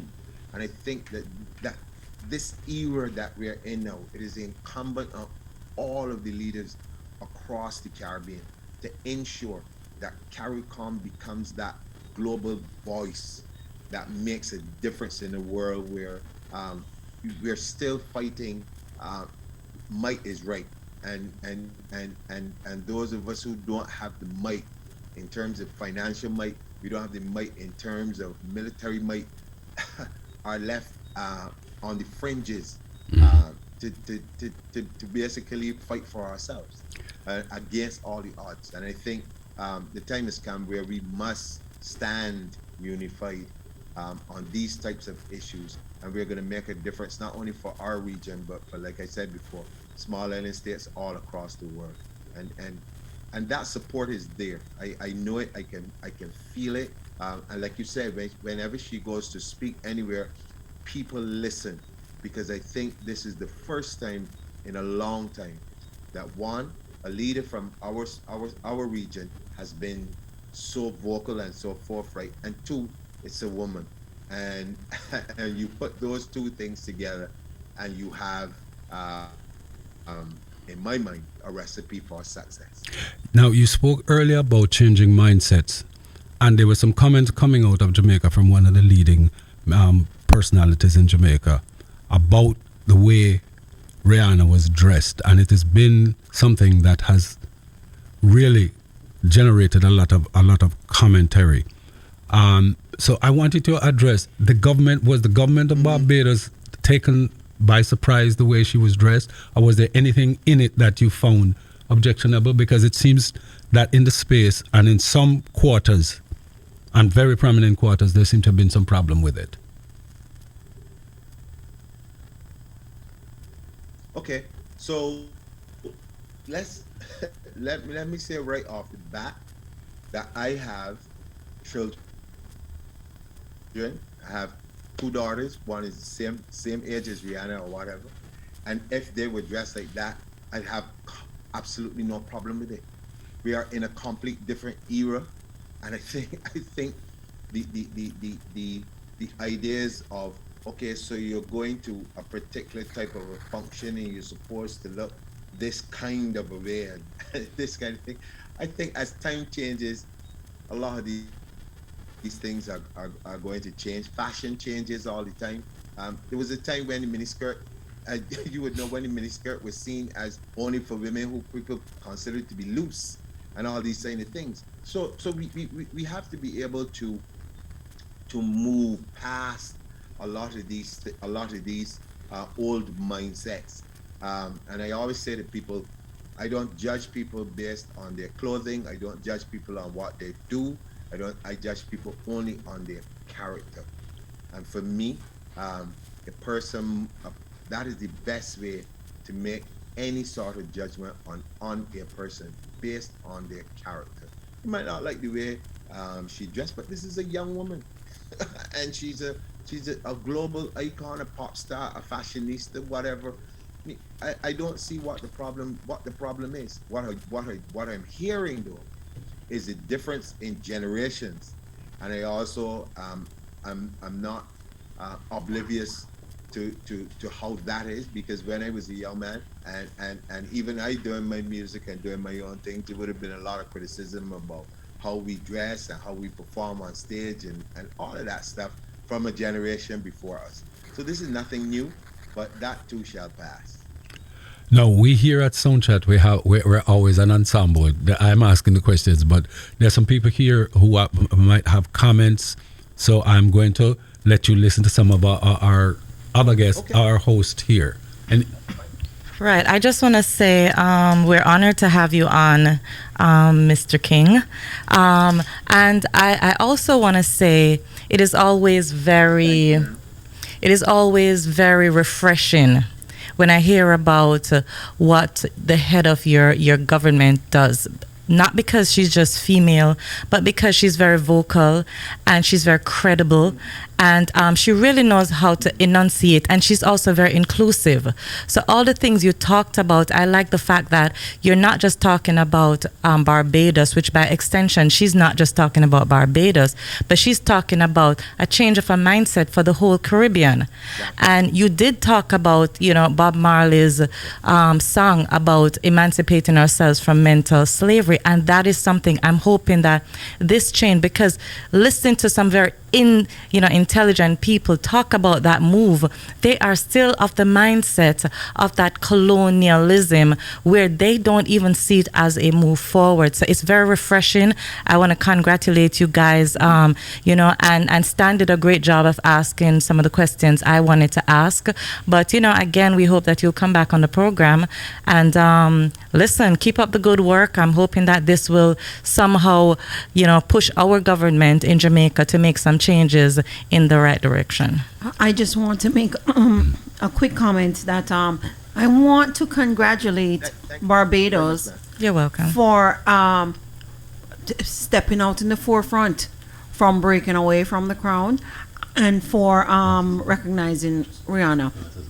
I don't want to have an island versus island mentality. However, we as a Jamaican, and I this may be uncomfortable to say, but as a Jamaican, I applaud Barbados for jumping to the front of the race with doing that, and being there at the front to pass the torch to an island like Jamaica. We are, in many respects, in some ways, we are the ones who are the torch bearers and the ones to pass the baton. So it is refreshing, and I do applaud you guys absolutely for taking that step. Mr. Prime Minister, I think yes, we have one more person. Mr. Minister. Oh, yes, sir, Mr. Minister. Mr. Minister, my bad. Yeah. I see. My Miss Martley might come. Right. Just wanted to say for myself. Just wanted to say for myself, it's a great move to see Barbados taking that step to move away from the Queen, and everybody, everybody has said basically my sentiments, but I just wanted to really go on record and say we salute you, and we look forward to seeing other countries in the Caribbean, including the one of my background, my heritage, Jamaica, making the same step. And thank you for coming on the platform. Yeah. And well, it absolutely, sir. The pleasure has been mine, and I'll tell you this. Once Jamaica gets to that plateau, we'll make sure and send a contingent from Barbados to be there. I love it. Again, Mr. Minister, and my area, you're in the field that I love, culture. I thank you. This is not your first rodeo here at Soundchat Radio. You're always welcome. So, we just spoke to Minister John King. Yes. And I hope that you guys were paying attention, because prior to speaking to him, we were having arguments among ourselves. Phone lines were blazing. The conversation was getting heated in studio, right? As well as those of you who are listening outside, calling in and joining the conversation. I want to have some more argument, right? Because argument it's a good thing. Not all arguments are bad. It's an exchange of ideals, great understanding of how people concepts and perspectives. Concepts and perspectives. Thank you. Right? Now, and the phone lines are ringing already, but I have a surprise for those of you who's locked in, because you gotta kind of understand certain things when we speak about Barbados. Facts. Right? And you got to understand levels when we speak about Barbados. Facts. I mean, you got the ministers and the prime ministers. Yeah, man, and you understand? The dignitary there. But then you got the queen. Yes. Yes. And we're not talking about the one. We're not talking about the one with just dash right. No. Not the one with just dash right. We're not talking about the one. No, the real queen. Official queen. We're talking about the Queen of Soca, Allison Hines. I asked her to join us tonight just to have some great conversation. Allison, can you hear my voice, by the way? I want to make sure that you're there. Are you hearing me? I can hear you loud and clear. Thank you so much. Thank you for being part of the conversation, right? So people, welcome Allison Hines, of course, to Sound Chat Radio.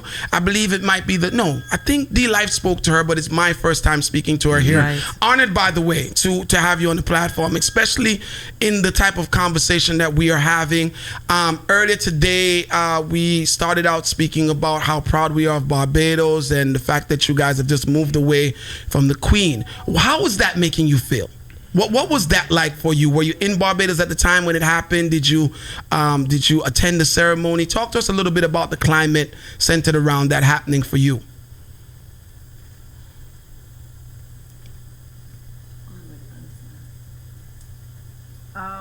Well, the thing is, I was supposed to be there. I was supposed to be a part of the entertainment, for the ceremony. And unfortunately, I was in New York beforehand for an event, for Lil Rick actually. And I got my COVID test done and I didn't get it back in time. Wow. Because, you can't travel without proof of a negative COVID test. And so because of that, I could not travel, so I could not get home to be a part of this historic event, which was a bummer. I wasn't happy, but unfortunately, I couldn't do anything about it. So I just had to, just revel in it from afar. But I'm very proud to be Bajan, very proud of our leaders, especially our PM, Mia Amor Motley, who has been doing an absolutely stellar job. It's not an easy job to do. It's not, it's not a post that's made for everybody to deal with, but I believe that she has done an excellent job, and of course now leading us into being the newest republic, and I'm very proud of that. It's big. Allison, you've been carrying the Bajan flag, globally for many, many years. I know that's something that you are extremely proud of. We are proud of you for doing so. The fact that this, because it hit the news that this was a move that your prime minister was going to make, but we hear about it, but actually being able to see it and touch it is totally a different situation than hearing about this thing is coming. What was the climate or the vibe when you spoke to fellow Bajans back home, even though you could not be there? Because I know you were there in spirit. Right? What was that vibe like? What was that energy like? You mentioned Little Rick and Rupee and all the other artists that, up until this point, you guys were the flyers of the flag all around the world, making people know that there is a Barbados, making people know that there's great entertainment and great people coming from Barbados. How did this make you guys feel? Speak for your fraternity if you can.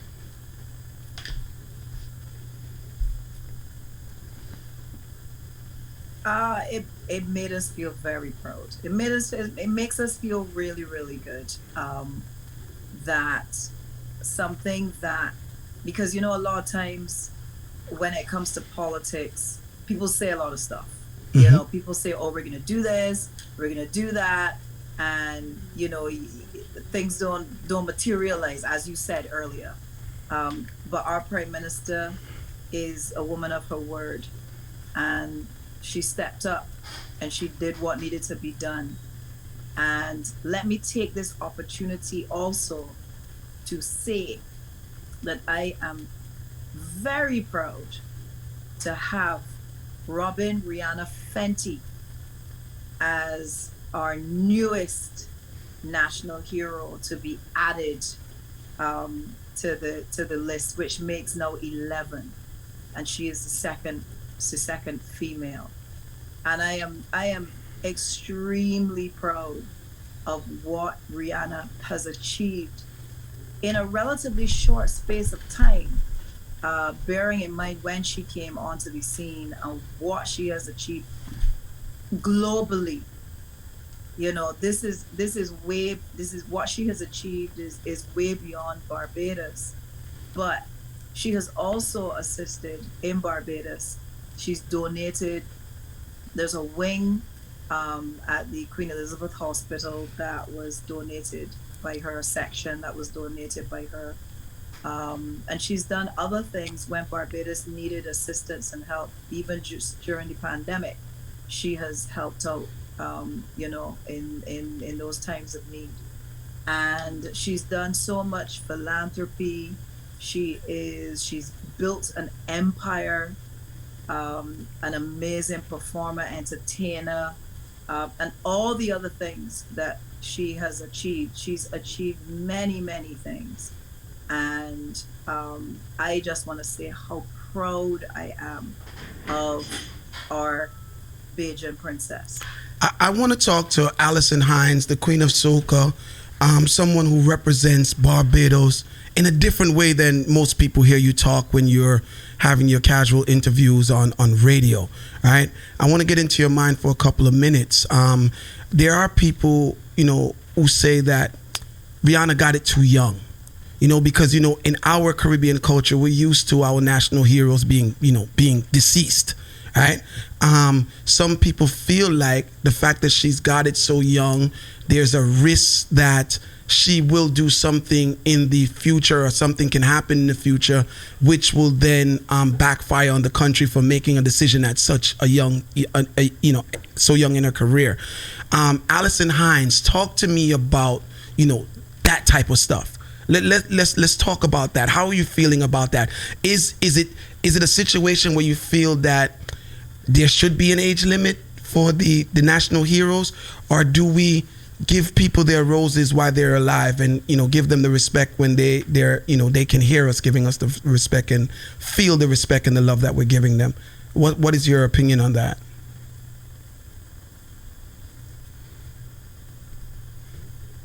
I think one of the things that for me is a big deal, because yes, she is quite young in terms of being able to being bestowed with such a huge honor, because it definitely is.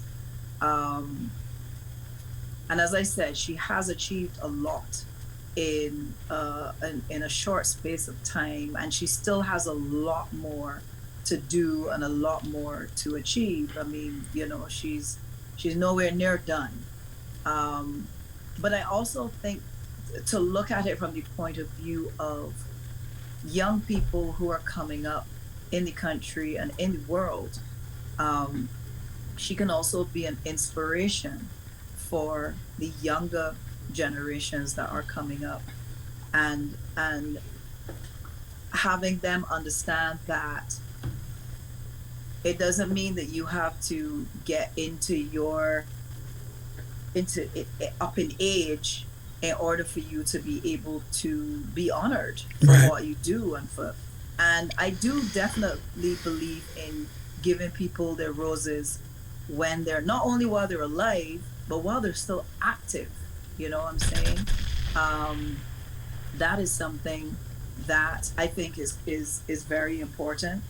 And Rihanna is not your run-of-the-mill artist.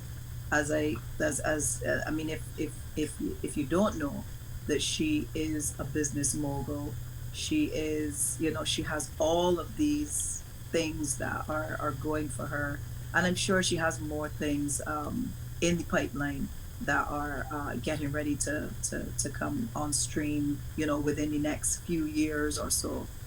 But I do believe that it's important for young people to be able to see themselves also reflected, that they have the opportunity to achieve greatness, and to achieve greatness when they're young.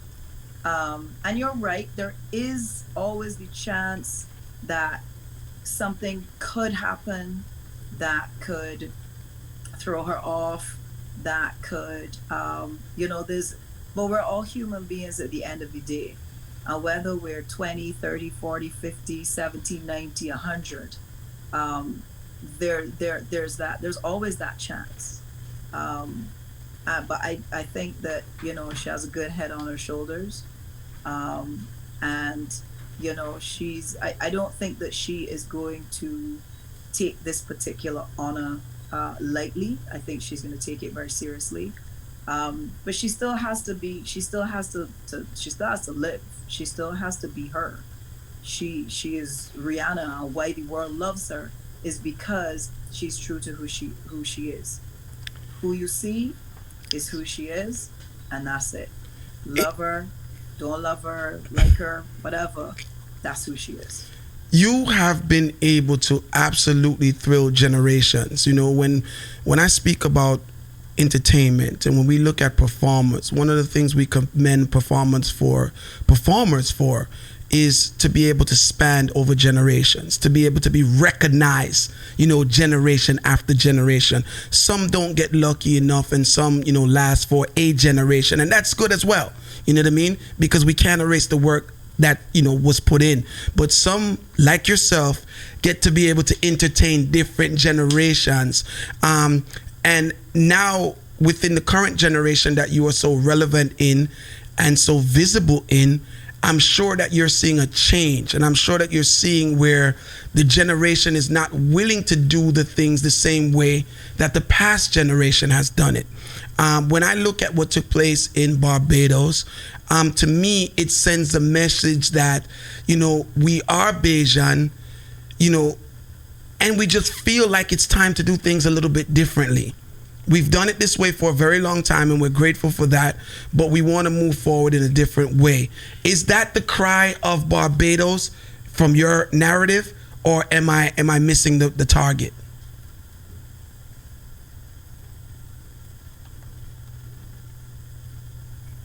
I believe you're right in some ways. It's not something that everybody is embracing. There's always going to be, different points of view. There's always going to be, the people that will say, well, basically, if it ain't broke, don't fix it. We've been doing it the same way for ever how long. Let's continue to do that. But the generations that are coming, the millennials, Generation X, which is the generation that my daughter belongs to, they're not looking to do things the way they've been done before. They're not even looking to do things outside of the box. They're mashing at the box. The box is not. We are creating our own thing. We're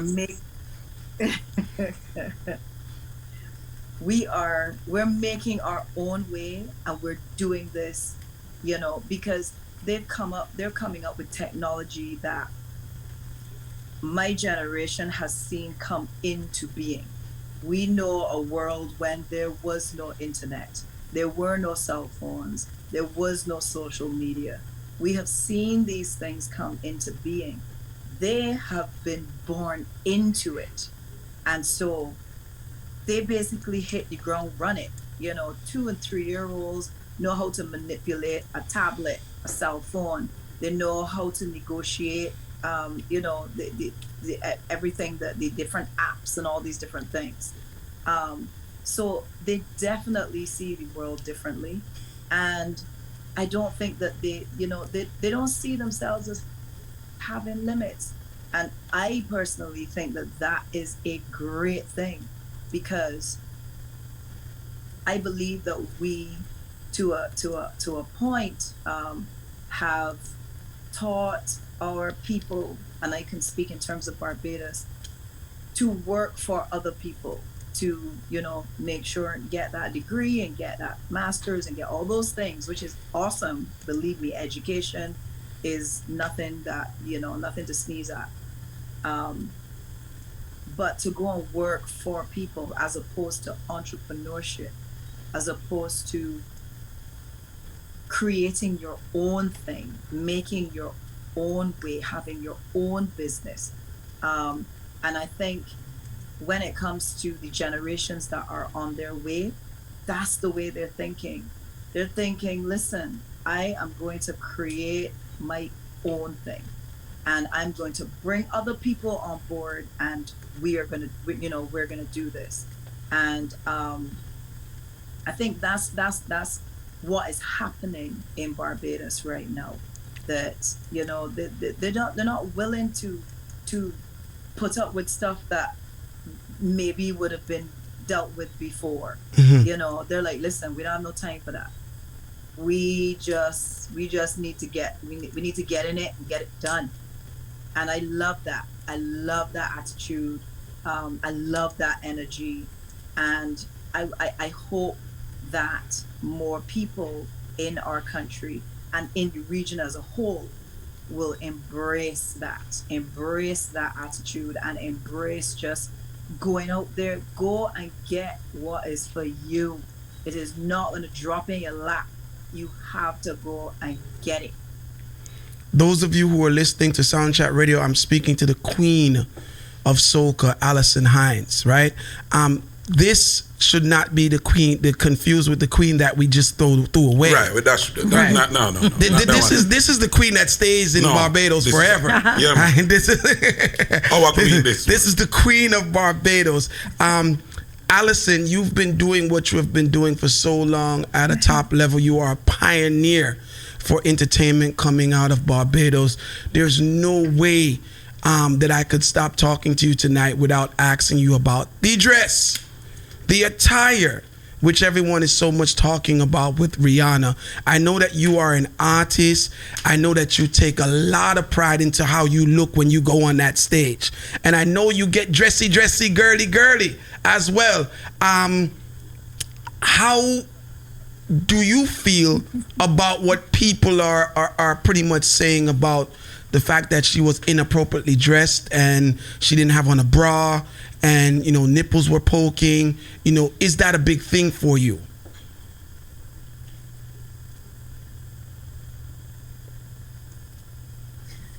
That is so, it is such an individual thing. And it's hard for me to say, maybe in terms of, going braless probably wasn't the best choice. I would say that, especially because of the kind of event and how historic an event it was. That definitely, I would say that definitely was a faux pas on her part. The dress itself, I didn't have a problem with. I thought the dress was beautiful. It was just simple. It was simple and to the point. And it's hot in the Caribbean. We all know this. And but for me, that would be the main part. That would be for me. That would be the faux pas. Not because you still, you have to bear in mind the where you are and who you're amongst, and the dignitaries. I mean, it's the highest offices in the land, which, by the way, are held by women, which is so awesome right now. But for me, that was the main faux pas. That was the main faux pas. So nothing wrong with the dress, but you feel like maybe it would have been a better choice to put on a bra. Is that where you stand with it? Yes. Most of and there's a couple arguments, and one of the reasons why I'm really trying to get into your mind with this is because you are a performer and she's a performer. You have your style. I've seen you on stage, I've seen you off stage, and your style is your style. That's how you how you want people to see you when you come out in the open. You have those who make the argument that Rihanna's Rihanna, and this is how she dresses on a regular, so she should be able to come braless if that's her comfort zone to an event such as this, and still be feeling free to be herself. Others say time and place. Some people say that these ceremonies, require a certain level of, dressing responsibilities, where you're supposed to have on a certain attire, and you're supposed to kind of follow what we were taught. And of course, the sleeveless situation also becomes a big conversation. I don't know if this is the case in Barbados, but in Jamaica, we still are under the law that you cannot go into government facilities if you don't have on, if you have on a sleeveless shirt. You cannot be permitted in the banks and stuff like that. Is that also in Barbados as well?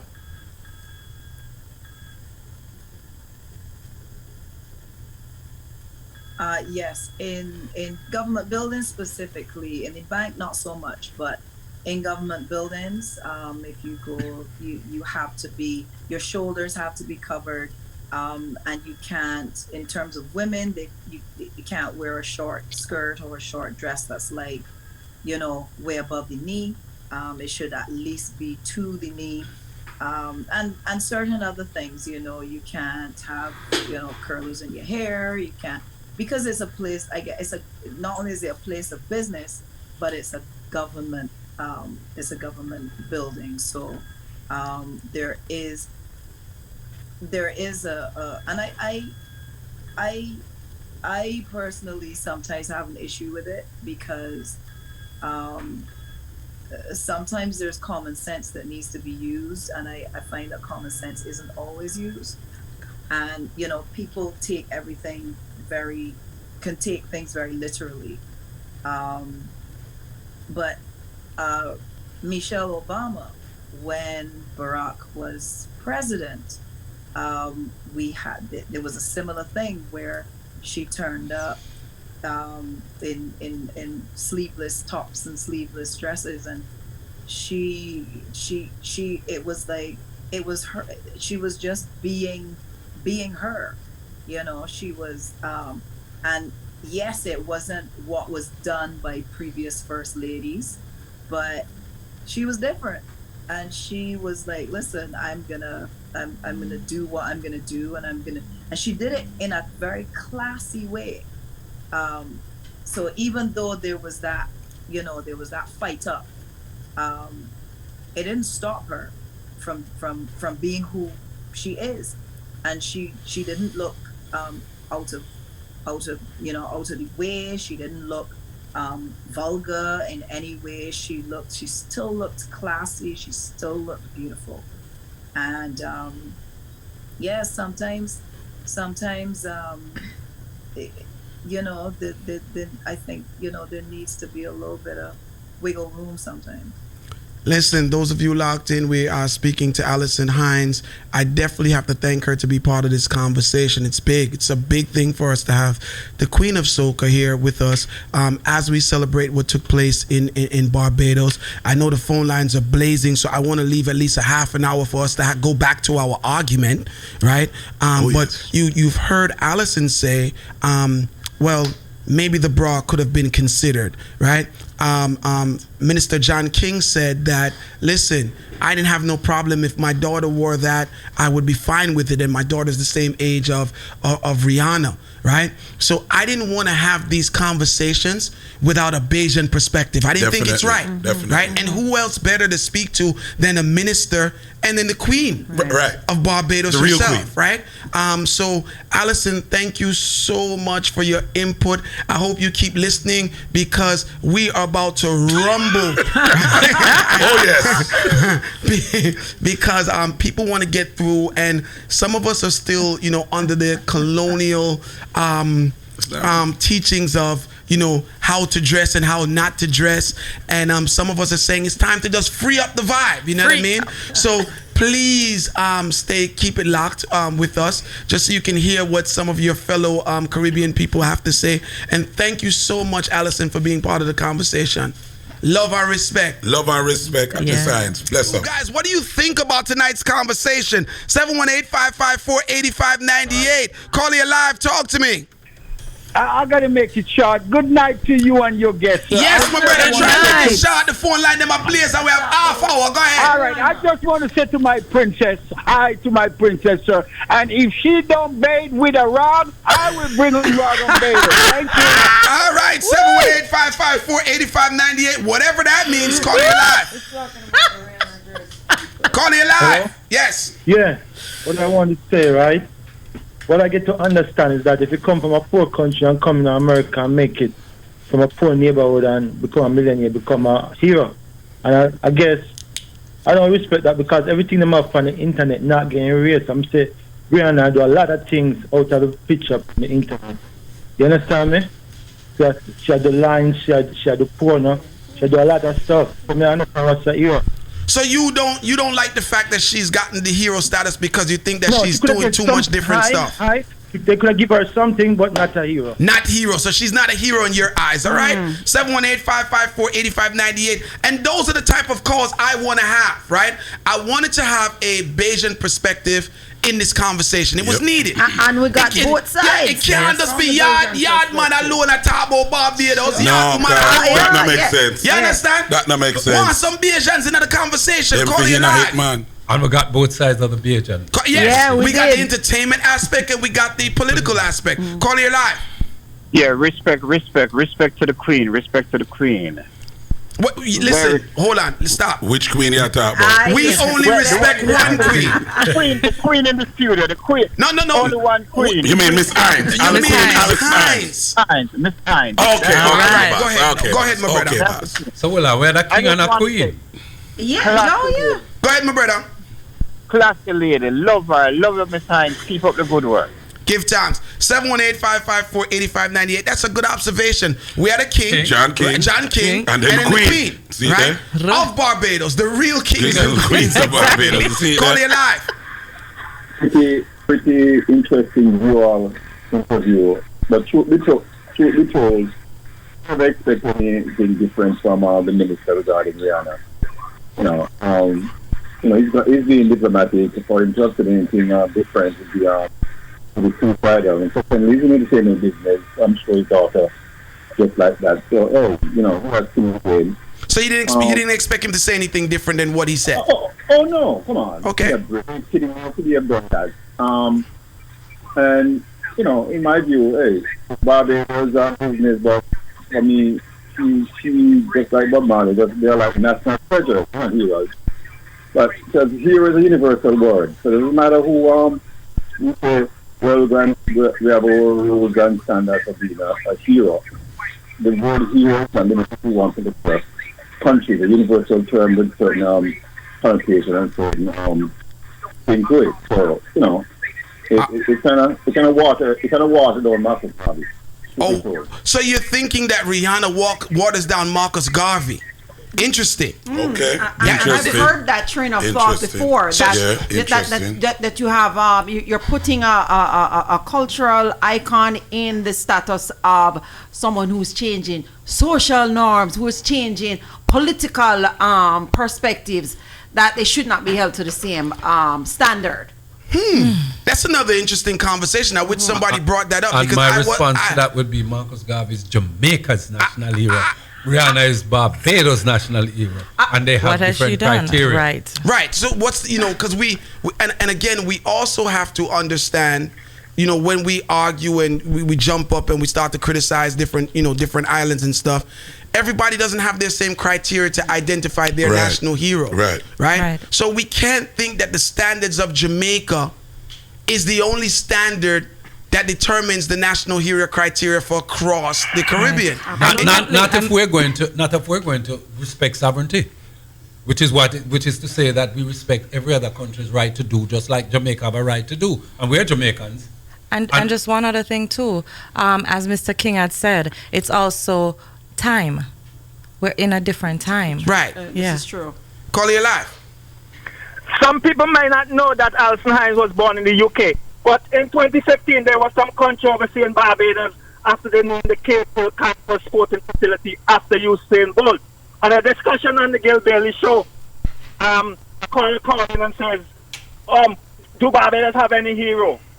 And I call him after. I said, Barbados have heroes. They have the 3 W's, Frank Warren, Walcott and Weeks, Malcolm Marshall, Joel Garden, Gordon Greenwich, Desmond Hayes, and Rihanna. So I gave out her flowers in 2015 ahead of time. All right, give thanks, left field. Left field. 718-554-8598 is that number in studio. Call you live. Yes, good night to the entire panel. Good night. Okay, the person that I want to hear from now, it's the Prime Minister herself. Because Rihanna, they didn't just call her that morning to tell her that, she was going to be going to this place. She knew. So therefore, they just say, she should have known that she needed a bra.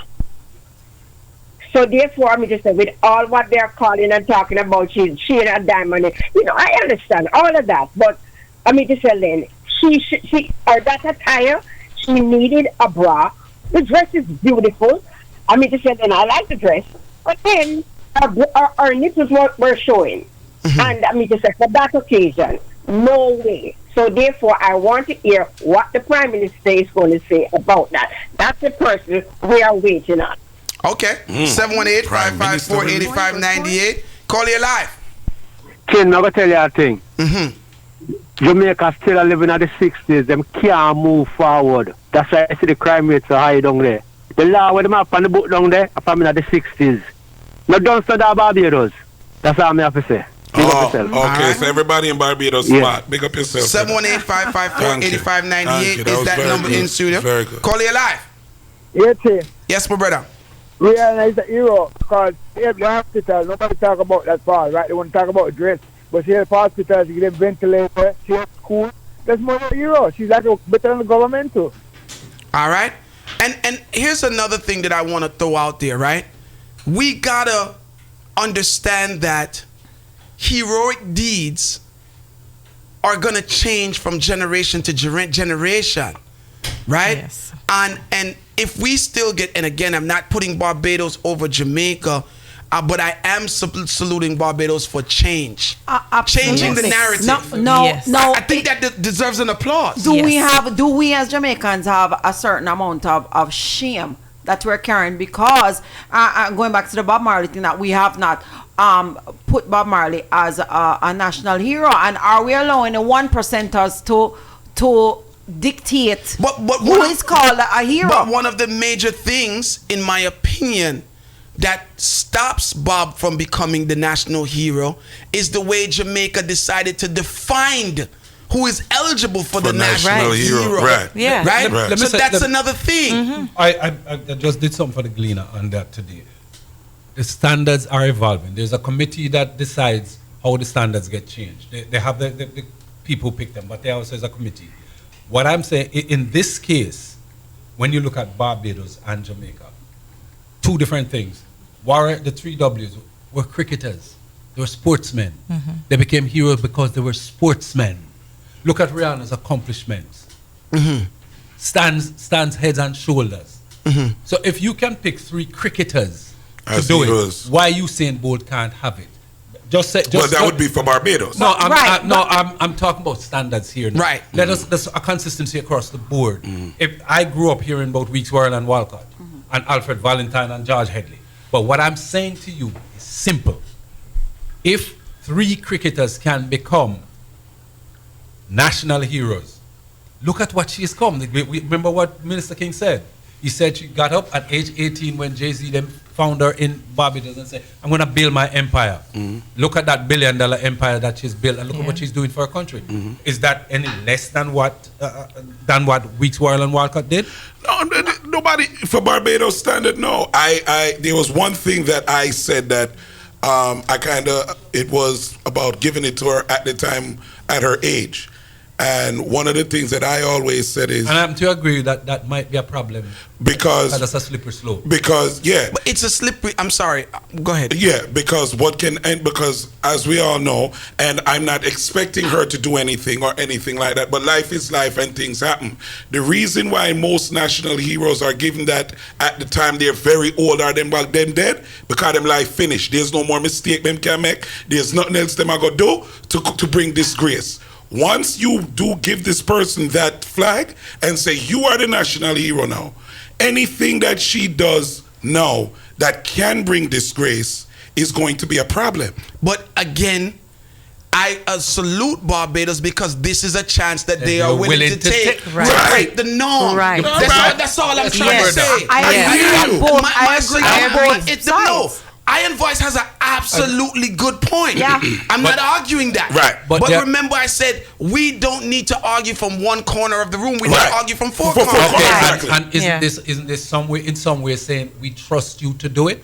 And then it's up to Rihanna to carry live up to the trust. It's up to her to live up to the trust. But you now have a country or prime minister that is saying that it has to start somewhere, right? And this is what I was asking Allison. Change. Because what Minister Motley is doing, you know, she's basically introducing a new train of thought. Right. Paradigm. Exactly. And if this this new train of thought actually connects, it will be her legacy. Yes. Because she will have prime ministers coming after her, building on what she has already done. Because suppose somebody else emerges 5-10 years from now, right?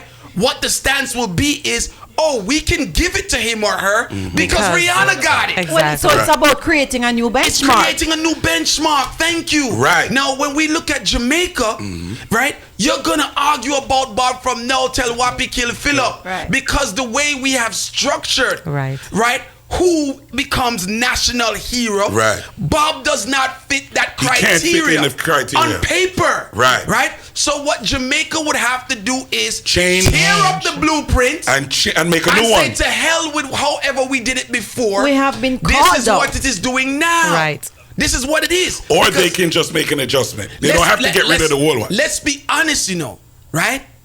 There are people in Jamaica who don't believe that Bob should be a national hero. Yeah.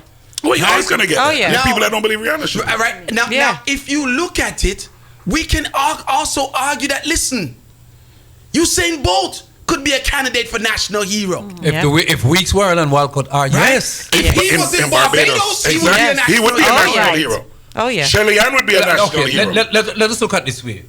What Barbados and small nations, as Minister King said, was they need to brand themselves on the global stage. That's what countries are doing now. Look across the board. That's what happens. That's what makes a country valid. You look at everybody's talking about Barbados and what happened in Barbados. CNN, everybody's talking about, and there's a conversation going because she's changed the paradigm. That is what countries do. The question now that Patterson has said what he said and is imploring the two leaders in Jamaica to make sure that come 6th of August next year. That's come right, a Republican. the 6th year. What I'm saying is simply this. Now that they have started the trend, Jamaica is picking it up again, and somebody as prominent as Mr. Patterson. Your point is well taken. Right down the line, she's setting a new paradigm, It's just a new paradigm. and people are jumping. And then you know, we and you know what? It's inevitable. You know, we stay as yard people. So Barbados did that, we can do that too. Of course. Right? But again, she was the one that was brave enough to do it. And we have to salute her for doing that. I don't think we have a choice but to salute her. And we don't have a choice but to take down our Jamaican ego and notch and take a page out of Barbados book and turn the thing up on the 68th. Here's something that I would like to also point out. The phone lines are blazing, and I said I was going to get in some more calls, right? Rex Neckelford, right? Spearheaded something that was introduced to the government of Jamaica, and they basically kind of threw it out. And his thing was, create another segment of heroism in Jamaica. Since national hero seems to be, Nani, Garvey, political, blah, blah, blah. Right, it was Then he introduced something to them, which was a great suggestion called national icons, right? Which would then probably serve for people like athletes, Bob, entertainers, Miss Lou, so Bob. forth. You Miss Lou, understand? Miss Lou, So yes. everybody could get their rightful recognition. Absolutely. Now remember, if that was to put into place, national icon and national hero, the difference would be one set would be freedom fighters, right, and the others would be, made up of artists, cultural icons, and that people right? that so yeah. there is another angle that Jamaica can take if they want to make this thing change. And they should. But we But, can't criticize Barbados for seeing that Rihanna. I'm looking at something here that is telling me that Rihanna was voted twice as one of the most influential persons in the world by Time magazine. She hit it 2 times. Now, if she's one of the most influential persons in the world, right, according to Time magazine, and she's carrying Barbados on her back, that's good for Barbados. Absolutely. The other piece with that is that the paradigm changing, the mindset that is preventing Jamaica from making the decision that I remember Mr. Nettleford made, that the mindset that is changing is what Mayor Motley just attacked frontally and smashed it, kicked it wide open, including the Queen and Rihanna. And that's what Jamaica needs to do. And the dress. Yeah. No. And the dress. But it's the thing. There's what the dress tonight. What I'm trying to say to you. Okay. I'm not saying that it was a planned situation, but Barbados has given us different conversations to have. Yeah. Right? Automatic. The Queen. Getting rid of the Queen is a conversation on its own. Yeah, man. Right? Rihanna being a pop star and being a national hero is a conversation on its own. Proper attire and not proper attire is a conversation on its own. Correct. These are modern day conversations that we need to have. And some of us would say, boy, we're not ready for the bra. Let's make her wear the same dress and put on a bra. Like what Allison was suggesting. Then we say, okay, well, maybe 10 years from now, we visit her again and see if she can take off the bra in 10 years. But it has to go in stages. But there has to be some type of evolution. Yes. My problem, and again, some of you will be shaking your head now and gringing your teeth, but my issue is that everything cannot be fought from one corner in the room. They can't be. Yeah. You cannot choose heroes for era on using criteria of that you use to get other heroes. Paul Bogle, as I said, was a freedom fighter. We do not need Paul Bogle to free us from slavery anymore. The circumstances of today are far different. And the needs of the country are also different. So according to those, right, who say Garvey and Bogle and this and that, right? You can't put Bob next to them Monday. I understand, because again, I'm not fighting from one corner in the room. Right. But then the argument becomes, Jamaica's not going to have any more national heroes, bro. Because slavery done. It's done. Yes.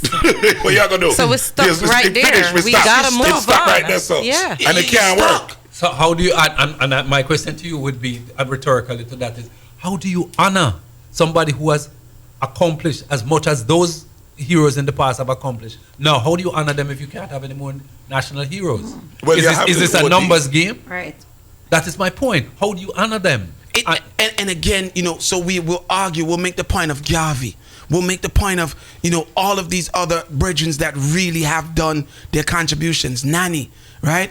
But again, different time. Right? Those contributions aren't coming back. The people who are contributing now in a different way for your society, for your economy, right? For your branding, right? One brethren called in the other day and was like, oh, it kind of, Rihanna not building a hospital, but here it is that she built a whole wing on a hospital. Right? So for the people who govern that neck of the woods, they feel like her contributions are heroic. Right. Heroic. We are not the ones to say that it's not. But we also should look into ourselves and say, sir, we good all look over certain people's contribution based upon that look an old piece of paper here where we have. Definitely. That's what Jamaica needs to do. And we need to set up a different line, like you said. Call you live. I'm on? Yes. Well, I'm almost forget my thoughts being on holding so long. In your family. Hear the thing now. I hear the word paradigm being used over. So let's just go with paradigm.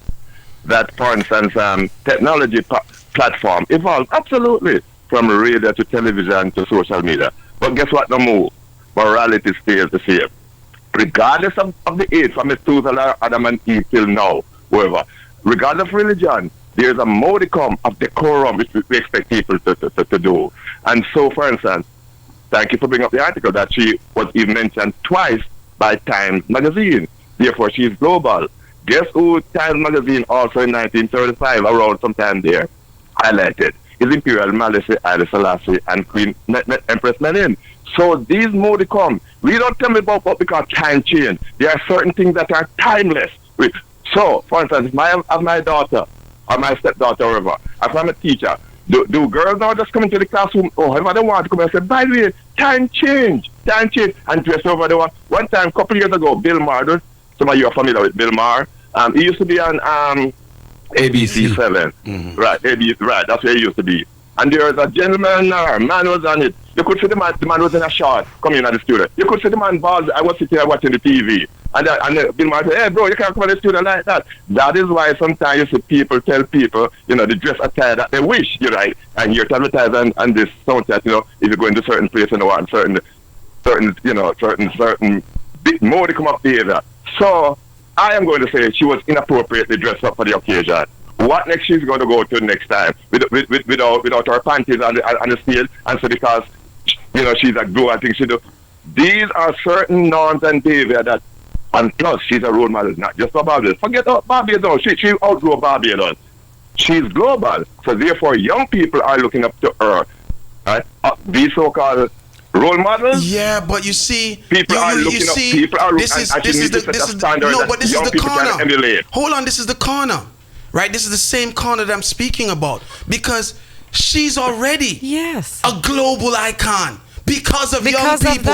Young people don't have a problem with it. You do because of her music. Her music, her branding, her persona. No, because her music didn't make her a billionaire. No. Listen, Carla, have you ever been to a Rihanna concert? Carla, fashion line. Carla, have you ever been to a Rihanna concert?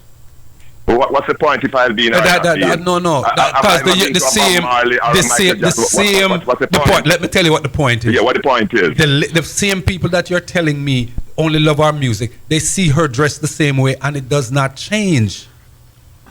She's dressed the worst. Actually, that is the point. That's the point. How persuasive the buzzword now is influencer. These people influence. Back in my day, they call it significant others. Term change. That people like these precisely the point. So all these, what is the demographics that she's reaching out, that she's influencing? Youth, right? The youth.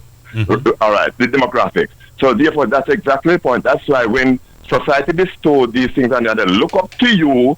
That is why sometimes when women for a certain age group, you hear them say, even daughter have to say to them, mommy, with due respect, dress better, you can't say better than that, man. Because now I am even looking, I look how you dress and people out the road talking about your attire.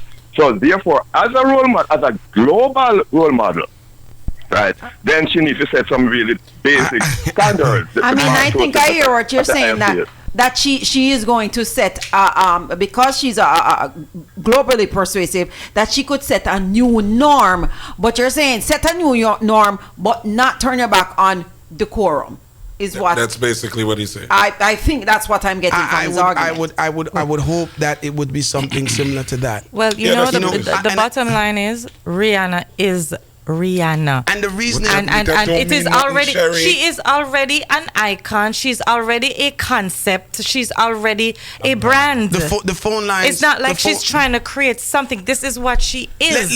Let me say this, right? And I drew reference to the burning spear earlier, right? And maybe some of you may look at it and say, well, it's different because she didn't wear a bra and blah, right? The reality of this whole situation is that possibly a Bob would have show up in him jeans. Possibly, well, we seen it, a burning spear would have show up in him jeans for collect the biggest award in Jamaica because of what they feel they stand for. And I'm telling you that if Spear was to do so, these same people who are running off their mouth would find it acceptable. And you know what they would use to govern it? A Rasta man, I saw them do them thing. Exactly. That's what they would do. So the argument depends on Right. Why not say, I want what young fence lady. you want. So Point taken. if I'm telling you, if it is, and again, this is why I say, yo, argue from every side of the room. Me a Rasta. But I'm not only gonna argue from the Rasta corner too. Me have to argue from every side of the room. That's why I have a problem with some of the things that people say. It's not that I don't agree with them. They have a point. But this is only your perspective. You're not letting any other perspective in there. Yeah. Any one of the real Rasta artists, them, you not get them to put on a suit and tux and come to your thing for collect your award the way you want them to do it. They're not doing it. On their own Bob terms. Goodall show up with him guitar over him back and him tam and walk on the stage same way I say thank you, God bless, and give him speech and come off. You're lucky him have a big spliff in his mouth. And That would be Peter talk. And we would expect it. and we loved Peter for it. Yeah. We loved him for it. Spear had the same thing, and we loved them for it. So people are gonna be who they want to, and some people are gonna break the whole stereotypical norms. And I think it's time to just say it's okay. Yep. To an extent. To an extent, Oh. Right? To an Yeah. extent. But the extent of the problem. And that is Right. exactly The what I'm extent saying. of the problem. Like all the like arguments. Allison said, she could have put on a bra. Yeah, but that's all we were saying. But that's all we were saying. Iron voice. That's That's it. exactly what We gotta go. We gone. Yeah, this is Mutabalik and you're tuned to Sound Chat Radio. Thank you for watching another episode of Sound Chat Radio on Irish and Chin's YouTube channel. If you like what you saw, please subscribe by hitting the red button. If the button is still red, that means you did not subscribe. Also, like and share. And don't forget to leave a comment. In fact, press that notification button while you're at it.